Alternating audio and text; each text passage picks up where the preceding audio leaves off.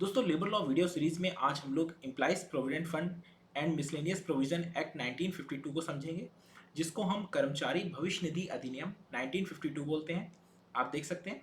ठीक है, इसमें जो मिसलेनियस प्रोविजंस होते हैं दोस्तों, इसका मतलब होता है कि ईपीएफ एक्ट में बीच बीच में जो भी जोड़े गए, जैसे इंश्योरेंस का पार्ट, पेंशन का पार्ट, तो इसलिए मिसलेनियस प्रोविजंस कहलाता है। ठीक है, तो इस पूरे वीडियो में हम लोग सबसे पहले सोशल सिक्योरिटी क्या है उसके बारे में जानेंगे, फिर EPF act and social security के हिस्टोरिकल बैकग्राउंड को समझेंगे। ठीक है, उसके बाद पूरा जो ईपीएफ एक्ट है उसमें एक ओवरव्यू समरी को समझेंगे कि ईपीएफ का इंट्रोडक्शन कैसा है। ठीक, उसके बाद हम चौथे पार्ट में आएंगे, जिसमें जो रियल जो एक्ट है, पूरा गजट नोटिफाई जो निकला था, उससे हम पूरे एक्ट को समझेंगे, जिसमें 22 सेक्शंस हैं, उस पूरे 22 सेक्शन को समझेंगे और लास्ट में हम उसका ओवरव्यू समझेंगे। ठीक है, और सबसे लास्ट में दोस्तों, जो बैक ईयर क्वेश्चन जो लास्ट ईयर पेपर से लगभग 5 क्वेश्चन आए हैं, आप समझ सकते हैं कितना वैल्यू रखता है ये एक्ट। तो इस पूरे वीडियोस में हम इस पूरे एक्ट को अच्छे से समझेंगे और जो थ्योरी पार्ट रहेगा, ताकि पूरा एक्ट आपको क्लियर हो जाए। ठीक है दोस्तों हम लोग बात करते हैं सोशल सिक्योरिटी के बारे में। ठीक है, सोशल सिक्योरिटी अर्थात सामाजिक सुरक्षा, ये समाज का एक बहुत महत्वपूर्ण अंग है। ये जीवन में जो भी कठिनाइयाँ आती हैं, जैसे बीमारी, बेरोजगारी, वृद्धावस्था, ठीक है, इसी तरह मैटरनिटी लीव हो गई, जैसे मैटरनिटी का पीरियड आता है वो, प्लस कार्य करते समय किसी को चोट लग जाना या मृत्यु हो जाना, इस तरह की जो भी समस्याएं हैं, उन सभी समस्याओं से जो सुरक्षा प्रदान करता है उसे ही सामाजिक सुरक्षा बोलते हैं। ठीक है दोस्तों, है क्या कि इसके अलावा ये जो सोशल सिक्योरिटी की जो स्कीम्स हैं, ये किन से प्रेरित है और कहाँ से? देखिए दोस्तों, है क्या कि जो भारत में सामाजिक सुरक्षा और अर्थात सोशल सिक्योरिटी है, इसके जो भी कानून बनाए जा रहे हैं, वो वह संविधान में जो नीति निर्देशक तत्व हैं उनसे प्रेरित है। ठीक है, जैसे आर्टिकल 41, ठीक है, आर्टिकल 41 में कहा गया है कि राज्य को अपनी आर्थिक क्षमता और प्रगति के भीतर बेरोजगारी, बुढ़ापा, बीमारी, इन सभी चीज़ों से, कहते हैं ना, लड़ने के लिए या उनकी सुरक्षा प्रदान करने के लिए एक उपाय करने चाहिए। ठीक है, ताकि वो उनको ये सुविधाएं और व्यवस्थाएं करा सके। आर्टिकल 41 में ये कहा गया है। ठीक है, इसी तरह आर्टिकल 42 में, आर्टिकल 42 कहता है कि आप काम करने के लिए एक अच्छा माहौल दें। ठीक है, न्याय संगत माहौल दें, प्लस कहते हैं ना, जो महिलाएं मैटरनिटी पीरियड में होती हैं उनको उनका लाभ देना, उनको निष्पक्ष माहौल देना और ऐसा वातावरण देना ताकि वो जॉब कर सके, उनको छुट्टी मिल सके। ठीक है, इस तरह की चीज़ों को तैयार करना। ठीक है दोस्तों, इसी तरह जो आर्टिकल 47 है, आर्टिकल 47 भी कहता है कि ये जिम्मेदारी राज्य की होगी कि वो अपने नागरिकों के पोषण मान को, है ना, ताकि अगर वो जो खा रहे हैं अच्छा खाएं। ठीक है, उनको रहने की स्थिति और प्लस सार्वजनिक स्वास्थ्य का भी निर्देश देता है कि वो उसका ध्यान रखें। तो इस तरह जो आर्टिकल 41, 42 और 47 आपने देखा, इसी तरह और भी ऐसे आर्टिकल्स हैं जिनसे प्रेरित होकर ये कानून बनाए गए थे और बनाए भी जा रहे हैं। ठीक है, इसी तरह दोस्तों हम देखते हैं कि जो संविधान है, इससे अलग हटकर भी जो हमारी, कहते हैं ना, बेसिक चीज़ें थी, वो समय समय पर बदलाव करते हुए भी एक्ट बनाए गए। ठीक है दोस्तों, अब हम लोग थोड़ा बैकग्राउंड को समझ लेते हैं। ठीक है, जैसे सोशल सिक्योरिटी जो है, वो पहले के समय में क्या होता था कि जो अर्थव्यवस्था होती थी वो बेसिकली गांव के लेवल पे ही होती थी। हर एक गांव अपने आप में इंडिपेंडेंट था। ठीक है, ताकि उसकी जो भी खपत हो रही है वो उसी गांव में ही पूरी हो जा रही है। ठीक है, उत्पादन भी वहीं हुआ जा रहा है और लोग भी आपस में एक दूसरे का ख्याल रखते थे। तो जो सोशल सिक्योरिटी की जिम्मेदारी थी, वो बेसिकली एक परिवार के स्तर पर और एक समुदाय के स्तर पर लोगों पर थी, ताकि अगर किसी को कुछ होगा तो उसका परिवार उसके साथ है, नहीं तो उसका जो समुदाय है, समाज है, वो उसके साथ है। ठीक है, लेकिन आज़ादी के बाद या औद्योगिकरण के आने से धीरे-धीरे क्या हुआ कि इस तरह से क्या हुआ कि जो परिवार है ना, वो जो समाज में जो बंधन था ना, वो कमज़ोर होने लगा। लोग काम करने के लिए बाहर जाने लगे। इससे क्या हुआ कि एकल परिवार प्रणाली विकसित होने लगी, सामाजिक बंधन कमज़ोर हो गए। अब पता चला जो लोग गाँव में रह रहे थे, कई पीढ़ी से वो बाहर चले गए, कहीं अलग चले गए, तो जो बॉन्ड था ना, वो कमज़ोर हो गया। इससे क्या हुआ कि लोग एक-दूसरे का इस मुश्किल समय में साथ नहीं दे पा रहे थे। ठीक है, जिससे क्या हुआ कि फिर एक महसूस हुआ कि एक वृहद स्तर पर एक सामाजिक सुरक्षा की आवश्यकता है, कि जिसमें राज्य एक ऐसी सामाजिक सुरक्षा योजना बनाए जो इन लोगों को सहायता दे सके जो किसी कार्य की वजह से समाज से अलग हो गए या बाहर हैं। क्योंकि धीरे धीरे एकल परिवार प्रणाली विकसित होती चली गई और समुदाय को आवश्यकता हुई कि एक एक ऐसी प्रणाली होनी चाहिए जो सबकी मदद करे। ठीक है दोस्तों, तो इसी क्रम में क्या हुआ कि सबसे पहले 1925 में, ठीक है, एक सामाजिक सुरक्षा योजना लाई गई। ठीक है, जो कि बहुत सीमित स्तर पर थी। और फिर धीरे-धीरे क्या हुआ दोस्तों, 1947 में जो इंटरनेशनल लेबर ऑर्गेनाइजेशन है ना, तो अंतर्राष्ट्रीय श्रम संगठन जो है उसने एशिया लेवल पर एक समिट करी, जिसमें भारत की तरफ से ये स्वीकारा गया कि वर्तमान आर्थिक परिस्थितियों को देखते हुए हमें, है ना, एक अंशदायी योजना को लाना चाहिए। ठीक है, अंशदायी योजना के पीछे इनका मेन पर्पस ये था दोस्तों कि जब कोई कर्मचारी अपना अंश देगा, क्योंकि पहले तो लोग अंश कटवाते नहीं थे, मतलब जो एक सैलरी से बेसिक हिस्सा होता है उसे बोलते हैं अंशदान। ठीक है, जब कोई अपना हिस्सा तो देते नहीं थे, तो उसमें हुआ कि धीरे धीरे उनके अंदर एक आदत पड़ेगी कि सेविंग करने की, ताकि उनके मन से आएगा कि हम अपने हिस्से से कुछ दे रहे हैं, इसका मतलब हमारा जुड़ रहा है, और जब जुड़ेगा तो भाई ब्याज ही मिलेगा, प्लस इसमें एम्प्लॉय को भी देना था और उसके जहाँ नौकरी कर रहे हैं उसको भी देना था। तो इससे धीरे धीरे एक मानसिक डेवलप हुई कि हमें अंश देना है, सेविंग की प्रवृत्ति भी डेवलप हुई, पहली चीज़। दूसरी चीज़ कि अगर कोई व्यक्ति कहीं नौकरी कर रहा है और वहाँ पे उसका शेयर कट रहा है, तो उसके मन में एक चीज़ रहेगी कि वहाँ पे तो मेरी सेविंग हो रही है, प्लस मेरी नौकरी भी स्थायी है, तो एम्प्लॉय बेसिकली एकदम से इधर उधर नहीं जाएगा और वो स्थायित्व आएगा। ठीक है, यही दो बेसिक रूल थे और जो बेसिक कॉन्सेप्ट था कि हम इस तरह से अंशदायी योजना लाएं। ठीक है, ताकि एक समय के साथ भारत पे भी बोझ ना पड़े, है ना, अर्थव्यवस्था पर, और एम्प्लॉय को भी बेनिफिट मिल जाए। ठीक है दोस्तों, आईएलओ के 1947 के एशियाई क्षेत्रीय सम्मेलन के समापन के बाद भारत में भी 1948 में श्रमिक सम्मेलन हुआ, जिसमें डिसाइड हुआ कि भारत भी एक अंशदायी, कहते हैं ना, भविष्य निधि योजना को लाएगा। ठीक है, जिसके तहत सबसे पहले 1948 में कोयला खनन भविष्य निधि अधिनियम लाया गया। ठीक है, जब ये लागू हुआ तो इसके बाद इसकी जो सफलता को देखते हुए फिर ये हुआ कि हम इसको एक वृहद स्तर पर पूरे ऑल इंडिया में लागू करेंगे। ठीक है, जिसके तहत 1 नवंबर 1952 को भविष्य निधि अधिनियम एक्ट आ जाता है। ठीक है, जब ये एक्ट लागू हो जाता है तो उस समय जम्मू कश्मीर पर लागू नहीं था, लेकिन अभी हाल ही में 2019 में ही 9 अगस्त 2019 को इस पूरे एक्ट को ऑल इंडिया में लागू कर दिया गया, और जम्मू कश्मीर का जो अपना एक्ट था 1961 जम्मू कश्मीर भविष्य निधि अधिनियम, उसको समाप्त करके इसको ऑल इंडिया में लागू कर दिया जाता है। ठीक है दोस्तों, अब हम लोग आगे की थ्योरी को समझते हैं। दोस्तों, ईपीएफ एक्ट का जो बेसिक जो बैकग्राउंड है वो समझने के बाद अब हम लोग उसके बेसिक को समझते हैं। ठीक है, इसके बाद हम लोग सीधे पढ़ेंगे ईपीएफ एक्ट 1952 को सीधे गजट से। ठीक है, जहाँ पे मैं इसलिए कह रहा हूँ सीधे उससे पढ़ूंगा ताकि आपको बाकी चीज़ों को समझने में आसानी हो जाए, ताकि पेपर में कहीं से भी आए तो उसको कर सकें। और मैं बस जैसे बोलता जा रहा हूँ आप सिर्फ सुनते जाइए, एक दो बार सुन लेंगे ना तो पूरा एक्ट आपको कंटेस्ट हो जाएगा। और मैं फिर कह रहा हूँ, जितना बता रहे हैं जैसा बता रहे हैं उतना पढ़ लेंगे ना, तो आप ये मान के चलिए कि एक्ट में आपसे फिर गलती कभी नहीं होगी, क्योंकि कहते हैं ना, एक बार थोड़ा सा बेसिक पढ़ लो पूरा, तो फिर कैसा भी क्वेश्चन आप कर लोगे। इसीलिए इस बार पूरा डिटेल में मैं आपको पढ़ाऊंगा, बाकी शॉर्ट्स में भी पढ़ा हुआ है, ऐप में चीज़ें भी पढ़ी हुई हैं। ठीक है, अब इसको शुरू करते हैं, बेसिक समझते हैं। सबसे पहले ईपीएफ एक्ट है क्या। दोस्तों, ईपीएफ एक्ट के अंदर में 3 स्कीम्स आती है, मतलब 3 एक्ट आते हैं। ठीक है, पहला है ईपीएफ प्रोविडेंट फंड स्कीम, ठीक, जैसा आप देख सकते हैं। दूसरा है पेंशन स्कीम, तीसरा है ईडीएलआई स्कीम। ठीक है, अब दोस्तों हम लोग बात करते हैं ये तीनों स्कीम्स कहाँ पे हैं। ये तीनों स्कीम्स दोस्तों एक्ट के सेक्शंस में दी गई हैं। ठीक, जो ईपीएफ एक्ट 1952 है उसके सेक्शन 5 में ईपीएफ स्कीम का जिक्र है। ठीक, सेक्शन 6 में पेंशन स्कीम का जिक्र है, और सेक्शन 6C में ईडीएलआई का, इंश्योरेंस स्कीम का जिक्र है। ठीक है, आप देखिए दोस्तों, फंड स्कीम क्या होती है। फंड स्कीम का मतलब है प्रोविडेंट फंड। ठीक है, फंड का पैसा, पेंशन नहीं है, ये फंड है। ठीक है, जब कोई एम्प्लॉय कहीं नौकरी करता है तो उसका 12% शेयर जो उसकी बेसिक प्लस डीए का है ना, जो सैलरी कार्ड लेते हैं उसमें बेसिक प्लस डीए लेते हैं। ठीक है, जो क्वेश्चन भी आया था इस लास्ट ईयर में, है ना, उसमें यही सवाल था। ठीक है, तो बेसिक प्लस डीए का 12% एम्प्लॉय का, उतना ही एम्प्लॉयर की तरफ से लेते हैं। उन दोनों में से, ठीक है, 12% ये प्लस एम्प्लॉय का 3.67, ठीक है, ये मिलाकर जो बनता है टोटल शेयर 15 के आसपास, वो टोटल जाता है फंड में।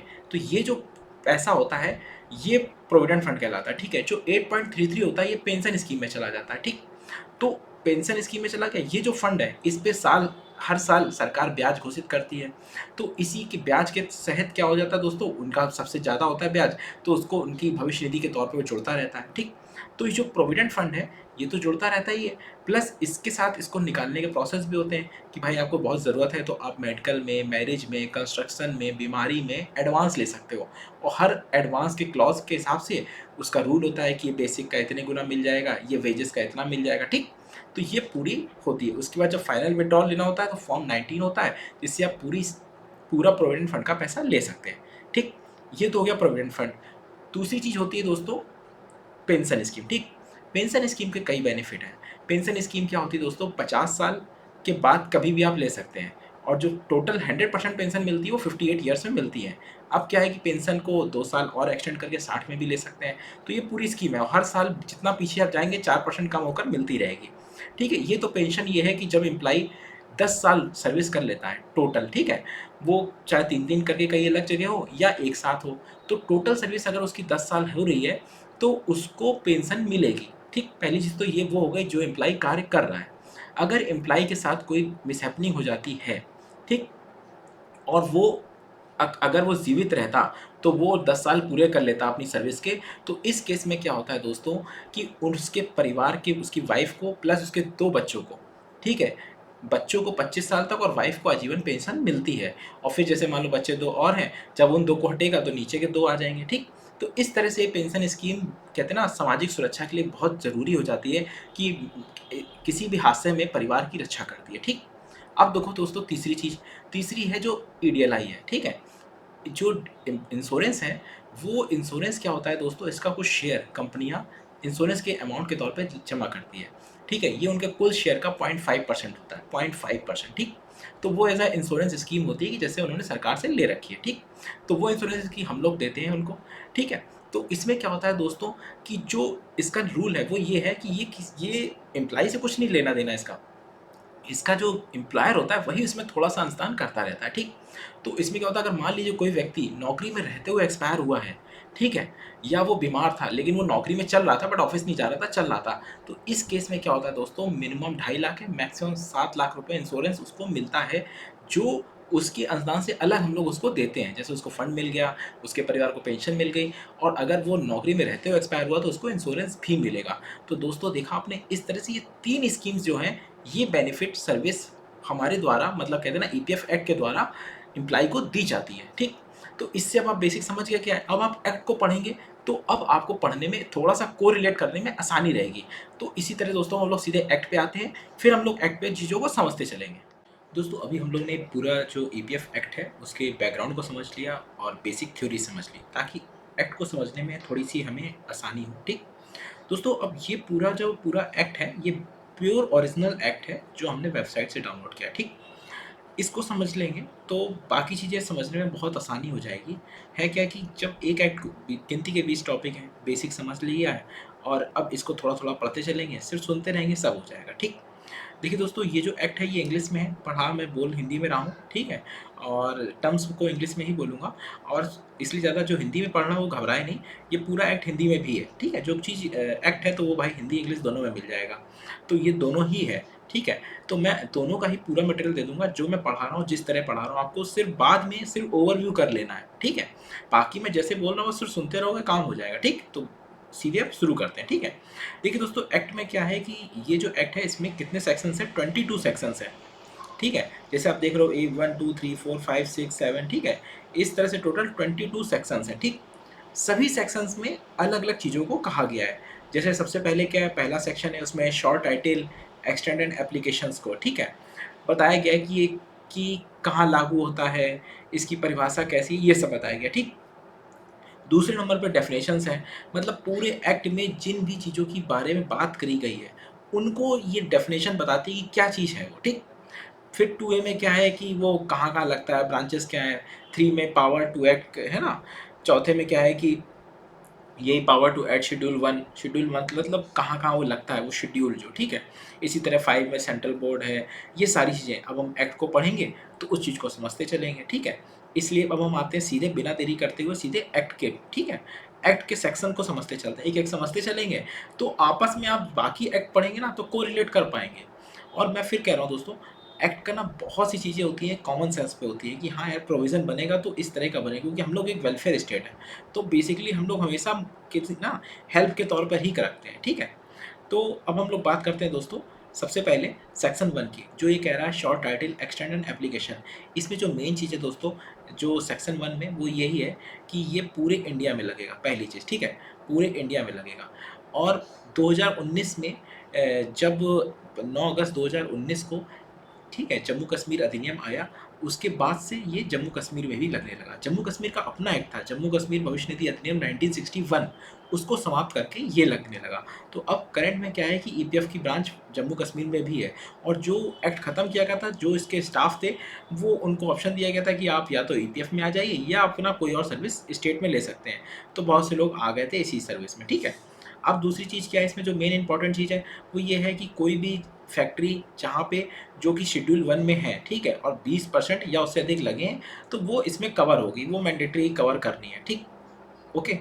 अब क्या है कि एक जो ज़रूरी चीज़ है वो ये है कि सेंट्रल गवर्नमेंट किसी भी इस्टेब्लिशमेंट को जो 20 से कम है, या कोई नई तरह की इस्टेब्लिशमेंट जिसको जोड़ना चाहती है, तो कम से कम 2 महीने का समय वो देगी, नोटिस पीरियड देगी, तभी वो इस चीज़ों को जोड़ सकते हैं उस तरह की संस्थान को। जैसे जो सिनेमा घर है, ठीक है, वहाँ 5 आदमी पे भी लगता था, ठीक। इसी तरह जहाँ पे बिजली नहीं ठीक नहीं है और वो लोग काम कर रहे हैं सोसाइटी के तौर पे, वहाँ 50 पे भी लगता है, पे नहीं लगता, 50 के बाद लगता है, ठीक है। तो इस तरह की चीज़ों को सेक्शन 1 में कहा गया है, ठीक। अब हम लोग आगे बढ़ते हैं दोस्तों सेक्शन 2 में, जहाँ डेफिनेशंस की बात करी गई है। दोस्तों सबसे पहली डेफिनेशन है एप्रोप्रिएट गवर्नमेंट, ठीक है। एप्रोप्रिएट गवर्नमेंट जिसको समुचित सरकार भी बोलते हैं, ठीक है। तो इसका मतलब क्या है? इसका मतलब है, ये लिखा हुआ है इंग्लिश में भी, जिसको मैं समझा दूँ आपको। इसका मतलब होता है कि जैसे कोई भी एस्टेब्लिशमेंट जो सेंट्रल गवर्नमेंट द्वारा गवर्न हो रही है, ठीक, उसके लिए एप्रोप्रिएट गवर्नमेंट जो होगी वो सेंट्रल गवर्नमेंट होगी, ठीक है। अगर कोई प्रतिष्ठान जो जिसके ऊपर स्टेट का वो पावर है, तो वो स्टेट उसके लिए अप्रोप्रिएट गवर्नमेंट होगी, ठीक है। और जैसे कि जैसे रेलवे हो गया, या ऐसी कोई भी प्रतिष्ठान जो एक से अधिक राज्यों में है, ठीक है, तो उसके ऊपर सेंट्रल का लॉ लगता है, ठीक है। तो उसके लिए जो अप्रोप्रिएट गवर्नमेंट होती है वो सेंट्रल गवर्नमेंट होती है। और जैसे आप देखते होंगे स्टेट में भी लेबर डिपार्टमेंट है और सेंट्रल का भी लेबर डिपार्टमेंट होता है। तो इसी तरह क्या होता है कि जो कोई विवाद होता है कंपनियों का, अगर वो किसी एक स्टेट में, तो स्टेट वाले सुनते हैं, अगर वो कई स्टेट में है वो कंपनी और उससे जुड़ा कोई मैटर है, तो फिर सेंट्रल वाले सुनते हैं, ठीक है। तो ये डिपेंड करता है कि उस पर्टिकुलर एस्टेब्लिशमेंट में कौन किसका मतलब पावर है जो उसको गवर्न करे या उस पर डिसीजन दे, तो उस तरह से वो डिसाइड होता है कि कौन उसके लिए, ठीक है। तो बेसिकली जो जैसे पोर्ट वाला एरिया हो गया, रेलवेज हो गया, ये सब सेंट्रल गवर्नमेंट उसके लिए मेन डिसीजन देती है कि भाई क्या होगा, क्योंकि उसका जो इफेक्ट होगा वो कई राज्यों में पड़ेगा, ठीक है। तो ऐसी सिचुएशन में उसके लिए सेंट्रल गवर्नमेंट ही होती है, ठीक। अब दूसरा पॉइंट कह रहा है कि ऑथराइज्ड ऑफिसर, ठीक है। ऑथराइज्ड ऑफिसर, तो ऑथराइज्ड ऑफिसर क्या होते हैं?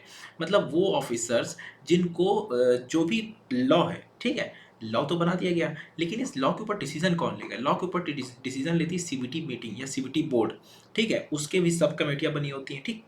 तो वही चीज़ बताया गया है कि कोई भी बंदा, ठीक है, कोई भी एम्प्लॉय जिसको पावर दी जाए, तो वो ऑथराइज्ड ऑफिसर है। मतलब समझ गए, कोई भी लॉ के तहत जिसको पावर दी जाती है वो हो जाता है। जैसे इसमें लिखा हुआ है कि सीपीएफसी, एपीएफसी, रीजनल परमानेंट काउंसिल, या कोई भी जिसको सेंट्रल गवर्नमेंट में नोटिफाई इन ऑफिशियल गजट, ठीक है। तो ऑफिशियल गजट में जिसको नोटिफाई कर दें, जैसे कई बार कहा जाता है कि क्या ये गजटेड पोस्ट है, नहीं है। तो देखिए दोस्तों, ये सेंट्रल का लॉ है, ठीक है, लेकिन जब ये स्टेट पे लगता है तो स्टेट इसको नोटिफाई करता है। जैसे यूपी ने अभी 2019 में फिर से नोटिफाई किया कि ईओ एंड एबव को एज अ इंस्पेक्टर के लिए गजटेड नोटिफाई किया, तो वो एज अ उनकी गजटेड पावर भी है, ठीक है।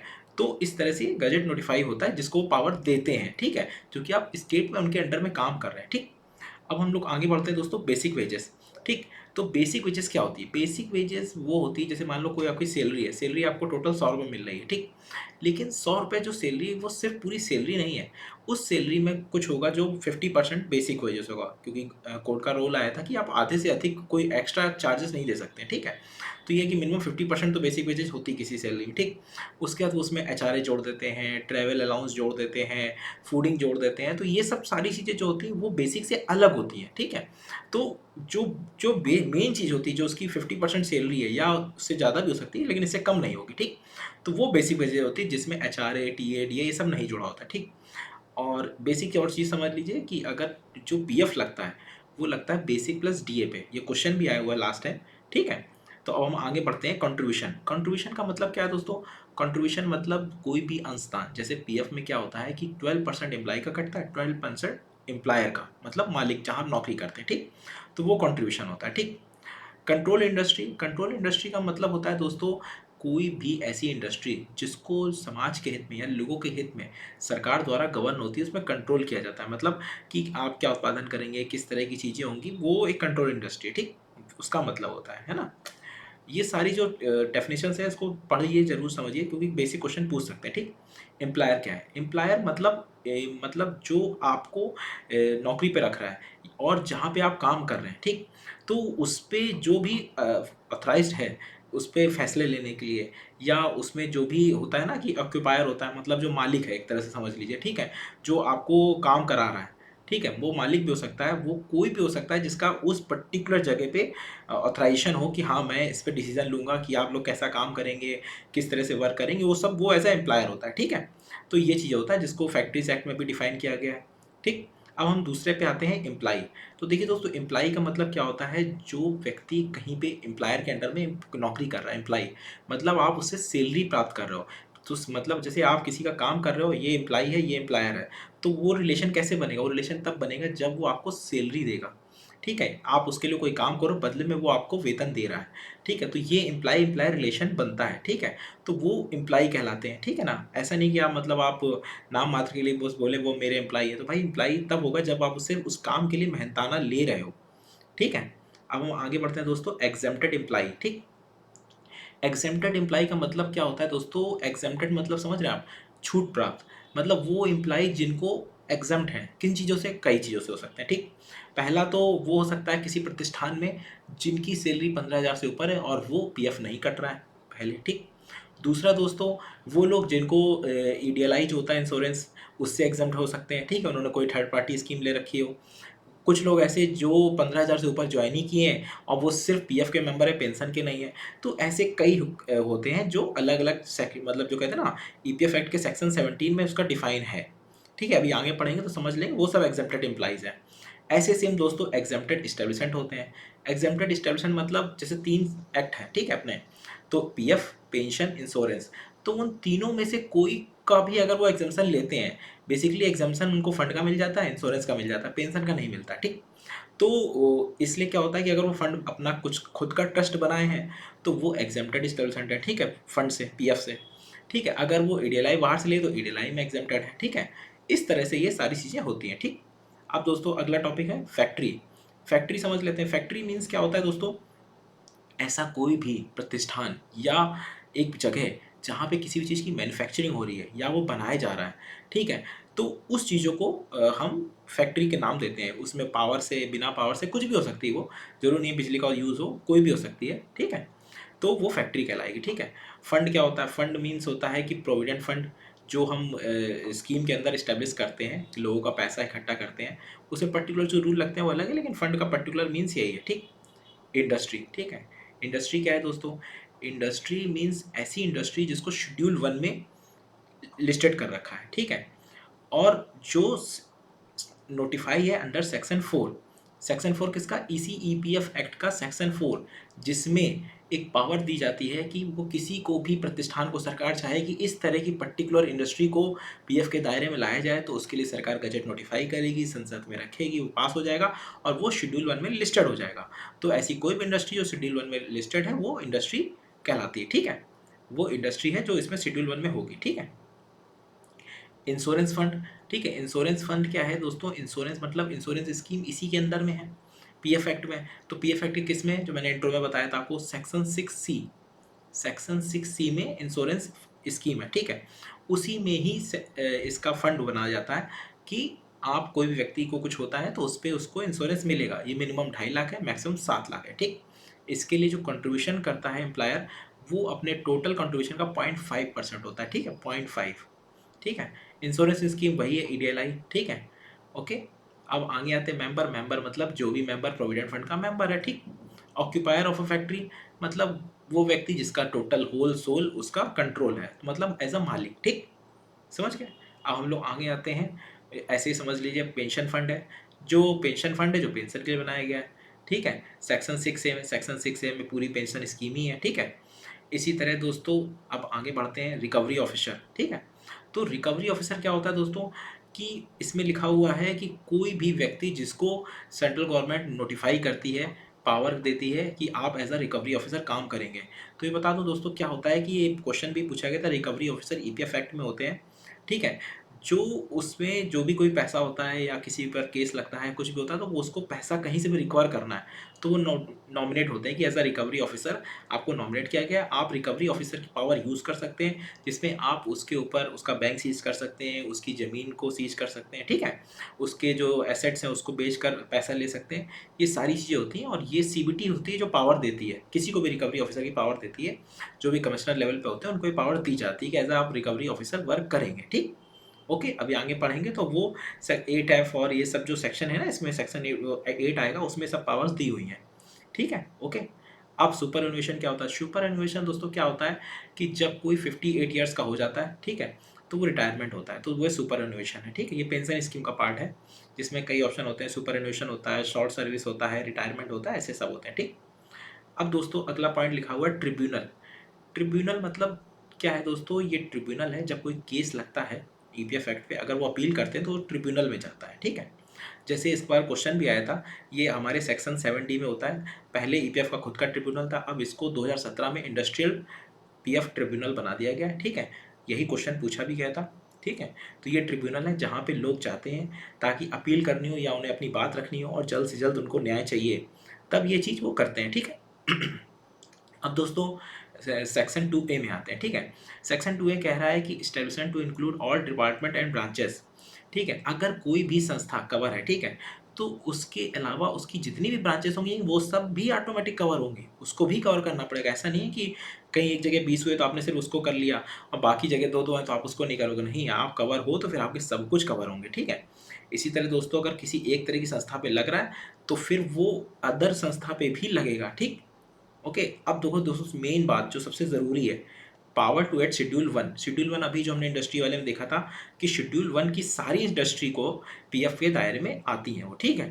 ओके, तो अब वो कैसे आएंगे? इसमें क्या होगा, सेंट्रल गवर्नमेंट गजट में नोटिफाई करेगी, ठीक है, और प्लस उसके बाद उसको पार्लियामेंट पे रख के पास भी करवाएगी, ठीक है। ओके, मतलब कोई भी संस्था सरकार अगर कहे कि आज से इस तरह के पर्टिकुलर श्रमिकों को या इस तरह की काम करने वाली संस्था को हम पीएफ के दायरे में लाना चाहते हैं, तो सरकार उसमें गजट पर नोटिफाई करवा देगी और प्लस उसके बाद उसको संसद में रख के पास भी करवाएगी, ताकि वो चीज़ उस शेड्यूल में आ जाए। और जैसे वो शेड्यूल 1 में लिस्टेड हो जाएगी तो वो सारी इंडस्ट्रीज़ जो भी हैं उस पे पीएफ अपने आप लागू होगा। हाँ, वो नियम लगेगा उसमें कि 20 आदमी हो, ठीक है, इस तरह से वो सारी चीज़ें लगेंगी, लेकिन उस तरह की इंडस्ट्री आ जाएगी और फिर वो लगेगा कि 20 आदमी होंगे तो लगेगा, ठीक है। अब हम आगे बढ़ते हैं main employees provident fund scheme पे, ठीक है। दोस्तों ईपीएफ एंड एमपी एक्ट में 1952 जो एक्ट है उसके सेक्शन 5, ठीक है, ये है main EPF provident fund scheme को लेकर, ठीक है। जैसे 3 स्कीम्स जो हैं ईपीएफ की, ठीक है, जिसमें पेंशन है, फंड है, इंश्योरेंस है, तो जो फंड है वो सेक्शन 5 के तहत है, ठीक। तो इसमें लिखा हुआ है कि सेंट्रल गवर्नमेंट जो ऑफिशियल गजट निकाल के एक स्कीम बनाएगी जो इस एक्ट के अंतर्गत होगी सेक्शन 5 के अंदर, ठीक, सेक्शन 5, ठीक है। और जो इसका फंड होगा वो कौन मैनेज करेगा? सीबीटी मैनेज करेगा, सेंट्रल बोर्ड, ठीक। अब इसी के अंदर पूरा दिया हुआ है कि कौन सेंट्रल बोर्ड होगा, क्या होगा, अब इसको हम आगे देखते हैं, ठीक है। देखिए दोस्तों ये आ गया सेंट्रल बोर्ड, ठीक है। तो सेंट्रल बोर्ड की देखो हमने दिखा दिया है कि सेंट्रल बोर्ड जो रहेगा central board of trustee, CBT, ठीक है। थोड़ा सा समझ लिए दोस्तों क्या होता है, जो ईपीएफओ ऑर्गेनाइजेशन है उसके जो हेड है वो सीपीएफसी होती है, ठीक। जो सीपीएफसी है उसको सीईओ भी बोलते हैं, ठीक है। तो मेन वो हेड होते हैं, ठीक है, वही उसके सुप्रीम है। लेकिन जो डिसीजन होगा या सब कुछ होगा सेंट्रल बोर्ड होता है जिसके सीपीएफसी एक मेंबर है, ठीक है। तो जो पूरा ऑर्गेनाइजेशन है वो एक सेंट्रल बोर्ड के अंतर्गत कार्य करता है, ठीक है। इस सेंट्रल बोर्ड में कौन होते हैं? सेंट्रल बोर्ड में लेबर मिनिस्टर चेयरमैन होते हैं, ऐसे ही स्टेट के मेंबर्स होते हैं, ऐसे ही सेंट्रल गवर्नमेंट के मेंबर्स होते हैं, एम्प्लॉयर्स के मेंबर्स होते हैं, एम्प्लॉइज के मेंबर्स होते हैं, ठीक। तो टोटल जो होता है सेंट्रल बोर्ड ऑफ ट्रस्टी यही डिसीजन लेता है कि क्या स्कीम लाओ, क्या चेंजेस लाओ, क्या बदलाव होने चाहिए, सब कुछ इसका डिसाइड करता है, ठीक है। तो देखिए दोस्तों ये सेक्शन 5A के तहत बनता है। इसकी जो कार्यकाल होता है वो 5 ईयर्स होता है, क्योंकि ये एक पॉलिटिकल जो होते हैं, जैसे लेबर मिनिस्टर है तो वो इसके चेयरमैन होंगे, तो इसलिए 5 ईयर का बना दिया जाता है ताकि सरकार बदलने पर वो चीज़ें चेंज हो सकें और इस तरह से वो बना रहे, ठीक, ताकि एक प्रॉपर वर्क रहे, ठीक है। अब देखिए जो सेंट्रल बोर्ड है इसमें टोटल 44 मेंबर्स हैं, ठीक है, 44 मेंबर्स हैं, ठीक है। तो 44 मेंबर्स हैं और प्लस अभी करंट में इसमें एक मेंबर्स और जुड़ा है, इसलिए टोटल 44 दिख रहे हैं, जिसमें एक चेयरमैन, एक वाइस चेयरमैन, एक असिस्टेंट चेयरमैन होते हैं, ठीक है। प्लस सीपीएफसी हैं, प्लस 5 मेंबर्स जो हैं सेंट्रल गवर्नमेंट अपॉइंट करता है, 15 मेंबर्स जो हैं वो स्टेट गवर्नमेंट की तरफ से आते हैं, ताकि स्टेट में भी जो बदलाव हो वो अपना पक्ष रख सकें, ठीक। उसके बाद 10 रिप्रेजेंटेटिव होते हैं एम्प्लॉयर की तरफ से और 10 होते हैं एम्प्लॉइज़ की तरफ से, ठीक। तो ये पूरा सेंट्रल बोर्ड का काम है, ठीक है। अब सेंट्रल बोर्ड का काम क्या है कि जो पीएफ का फंड का है उसको भी पूरा मैनेज करना है, ठीक है। और फिर उसके बाद जो इनकम एक्सपेंडिचर है उसका भी पूरा ब्यौरा रखना है। प्लस जो भी ये होता है सेंट्रल बोर्ड का जो भी अमाउंट है इनकम एक्सपेंडिचर, उसको पूरा जो सीएजी होता है ऑडिटर जनरल, वो उसको पूरा ऑडिट करते हैं ईयरली बेस पे, ठीक है। तो आप बेसिक ये समझो कि जो मेन हेड है पूरे फैसले लेने के लिए वो सीबीटी ही है, ठीक है। जो बड़े फैसले होते हैं वो सीबीटी ही लेती है, ठीक है। उसके बाद इसके लिए हेल्प के लिए क्या होते हैं, एक बनाई जाती है 5AA के तहत एग्जीक्यूटिव कमेटी, ठीक। इसका कार्यकाल 2.5 साल का होता है, 2 साल 6 महीने का, ठीक। इसमें टोटल 13 मेंबर होते हैं, ठीक है। ये मेंबर्स मैं इसलिए समझा रहा हूँ कि मेंबर्स ज़रूर याद रख लीजिएगा, मेंबर्स पूछ सकता है, क्वेश्चन आ सकते हैं, ठीक है। तो इसमें एक चेयरमैन होता है जो सेंट्रल गवर्नमेंट अपॉइंट करता है, ठीक है। 2% अपॉइंट बाय सेंट्रल गवर्नमेंट, 3% भी सेंट्रल गवर्नमेंट अपॉइंट करता है, फिर 3% एम्प्लॉयर के, 3% एम्प्लॉय के और सीपीएफसी, ठीक। इस तरह से टोटल 13 मेंबर्स होते हैं। अब बेसिक क्या काम होता है इनका, देखिए दोस्तों, जो सीबीटी ने फैसला ले लिया कि अब हम ये चीज़ करेंगे, हमारा रोड मैप ये है, क्योंकि साल में 2 बार मीटिंग हो, मतलब हर 3 महीने में मीटिंग होना होता है, ठीक है। साल में 4 मीटिंग्स होती हैं, ठीक है। तो ये सीबीटी की जो मीटिंग्स होंगी, तो उस मीटिंग के बाद जो एजेंडा तय होगा, उस पे जो वर्क करते हैं, वो एग्जीक्यूटिव कमेटी होती है, ठीक है। इन्हीं की कई ढेर सारी सब कमेटियाँ होती हैं, लेकिन एग्जीक्यूटिव कमेटी इस पे वर्क करती है। तो ये एग्जीक्यूटिव कमेटी है जो डिसीजन होगा उसको आगे प्रोसीड करेगी, ठीक। ऐसे ही दोस्तों क्या होता है कि स्टेट बोर्ड पे भी एक कमेटी होती है, स्टेट बोर्ड होता है, रीजनल कमेटियाँ बनती हैं, ठीक है। स्टेट बोर्ड इसलिए बनाया जाता है ताकि उस स्टेट से कहते हैं ना, जो सर्विसेज होती हैं वो उनको वो वही बढ़ाएंगे, वही संरक्षण देंगे, और क्या बेटर उस पर्टिकुलर रीजन के लिए कर सकते हैं वो स्टेट बोर्ड डिसाइड करता है, ठीक।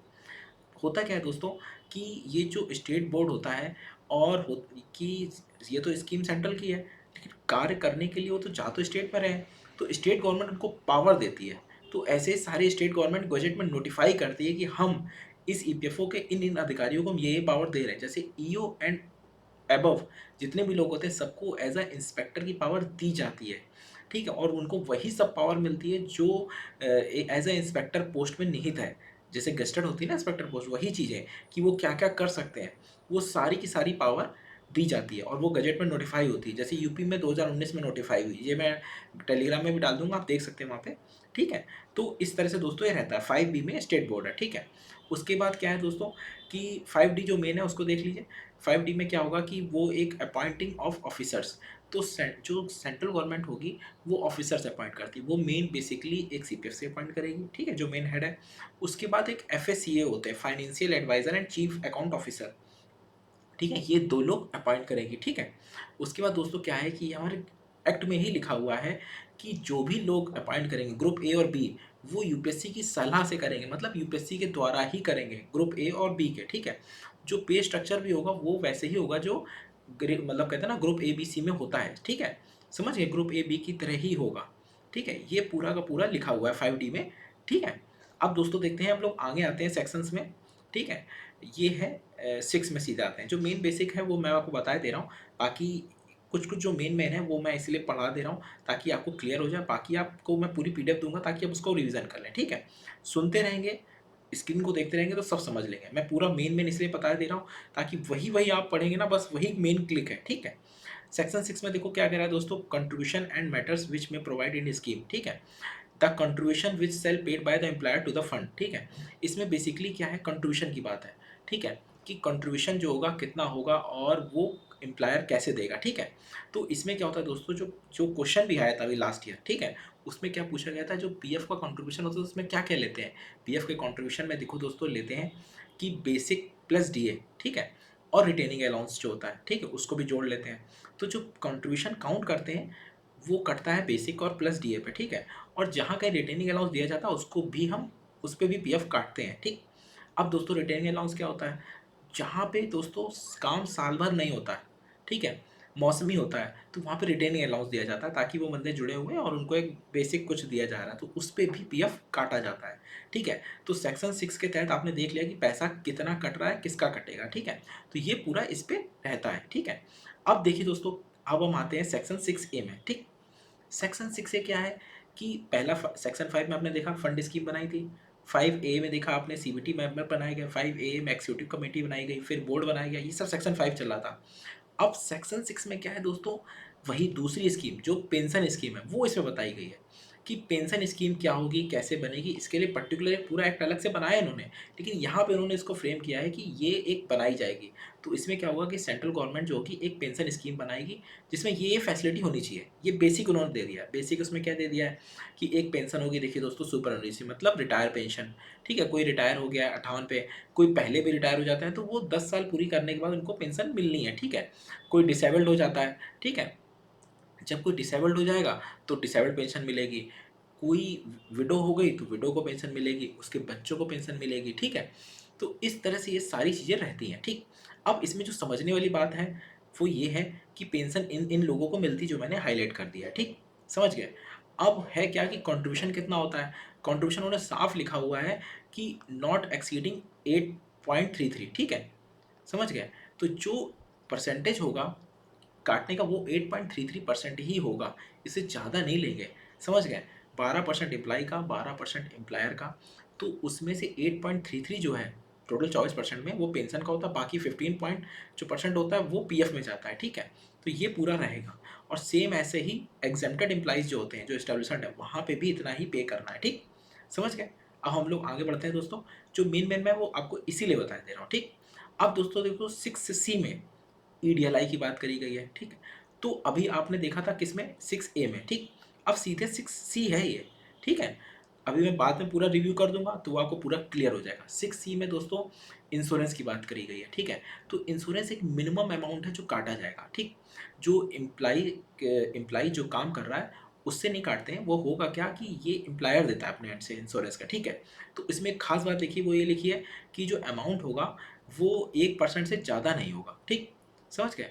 और जो करंट रेट है वो 0.5% है। ठीक है, ठीक, समझ गए बात को। बेसिक वेजेस का, जैसे टोटल आपकी बेसिक वेज मान लो 10,000 है, तो उसका 12% आपकी सैलरी से कटेगा, 12% एम्प्लॉयर देगा, प्लस एम्प्लॉयर एक एडमिन चार्ज देता है 0.5, एक ईडीएलआई का देगा 0.5, तो टोटल एम्प्लॉयर 13% दे देगा, आपसे 12% ले लिया जाएगा।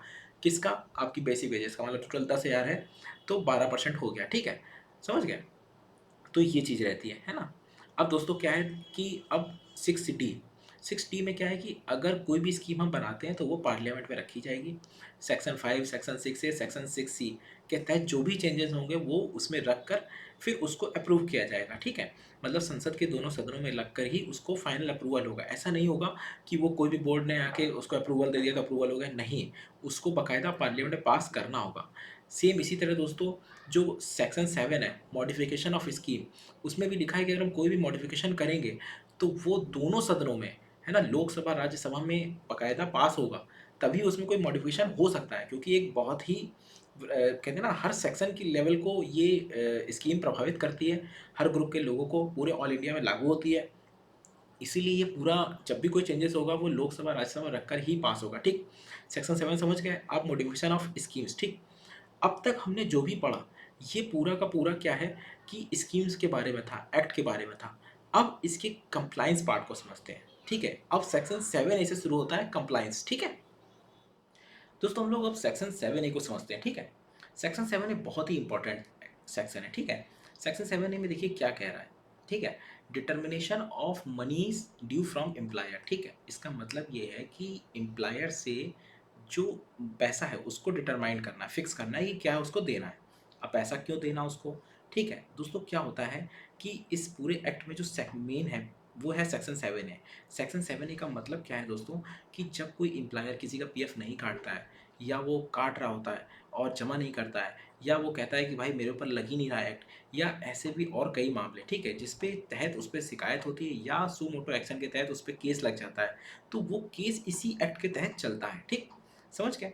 अब देखिए दोस्तों क्या है कि वो कह रहा है कि डिस्प्यूट अराइजिंग एप्लीकेबिलिटी। ठीक है, एप्लीकेबिलिटी जैसा मैंने बताया, तो एप्लीकेबिलिटी का अगर डिस्प्यूट होगा तो भी इसके तहत वो चलेगा।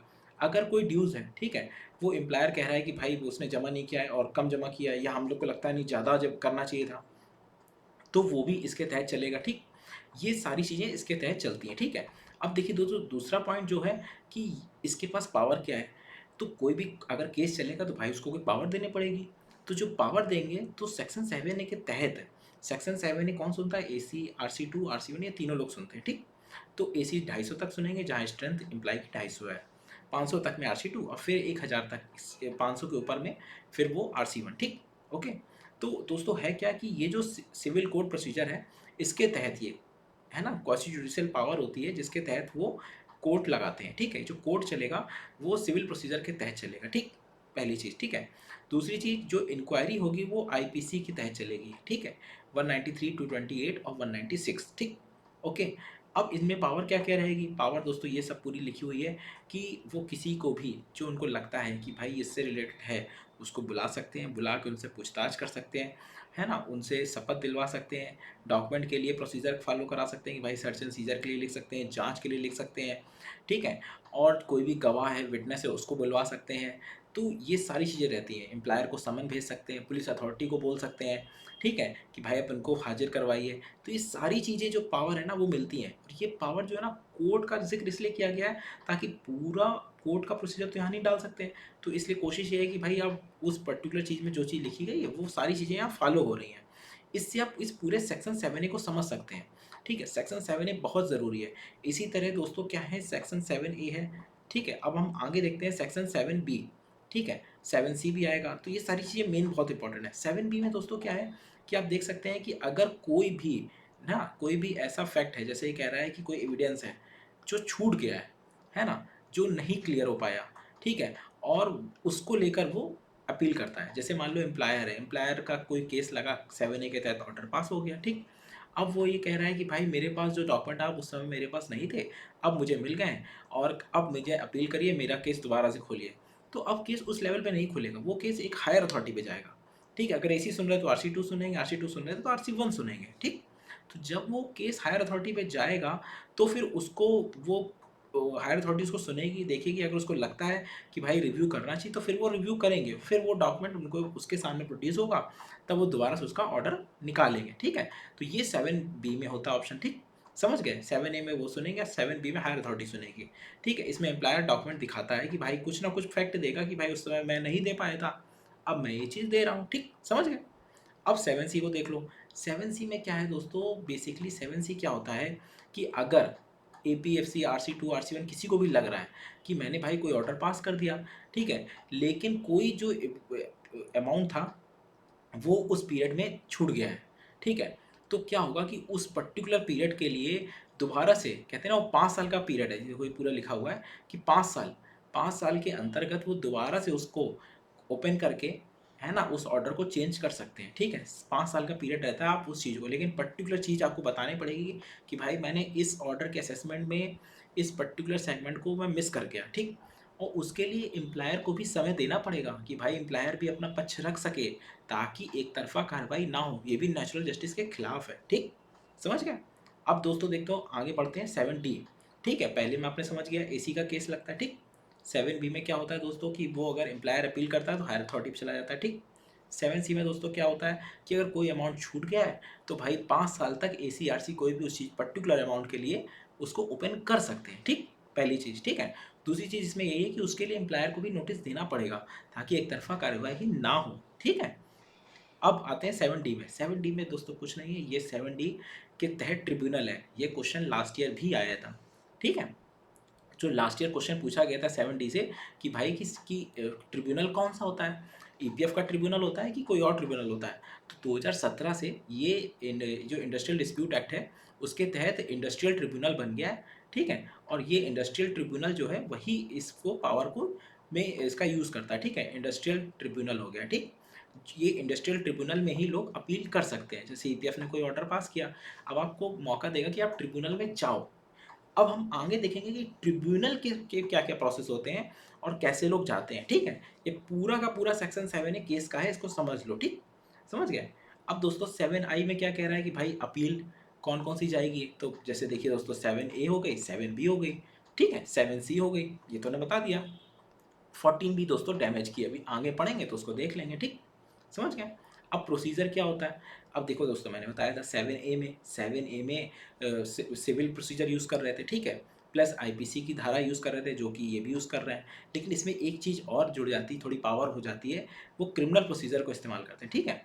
तो ये ट्रिब्यूनल के पास एक्स्ट्रा पावर होती है, ठीक है?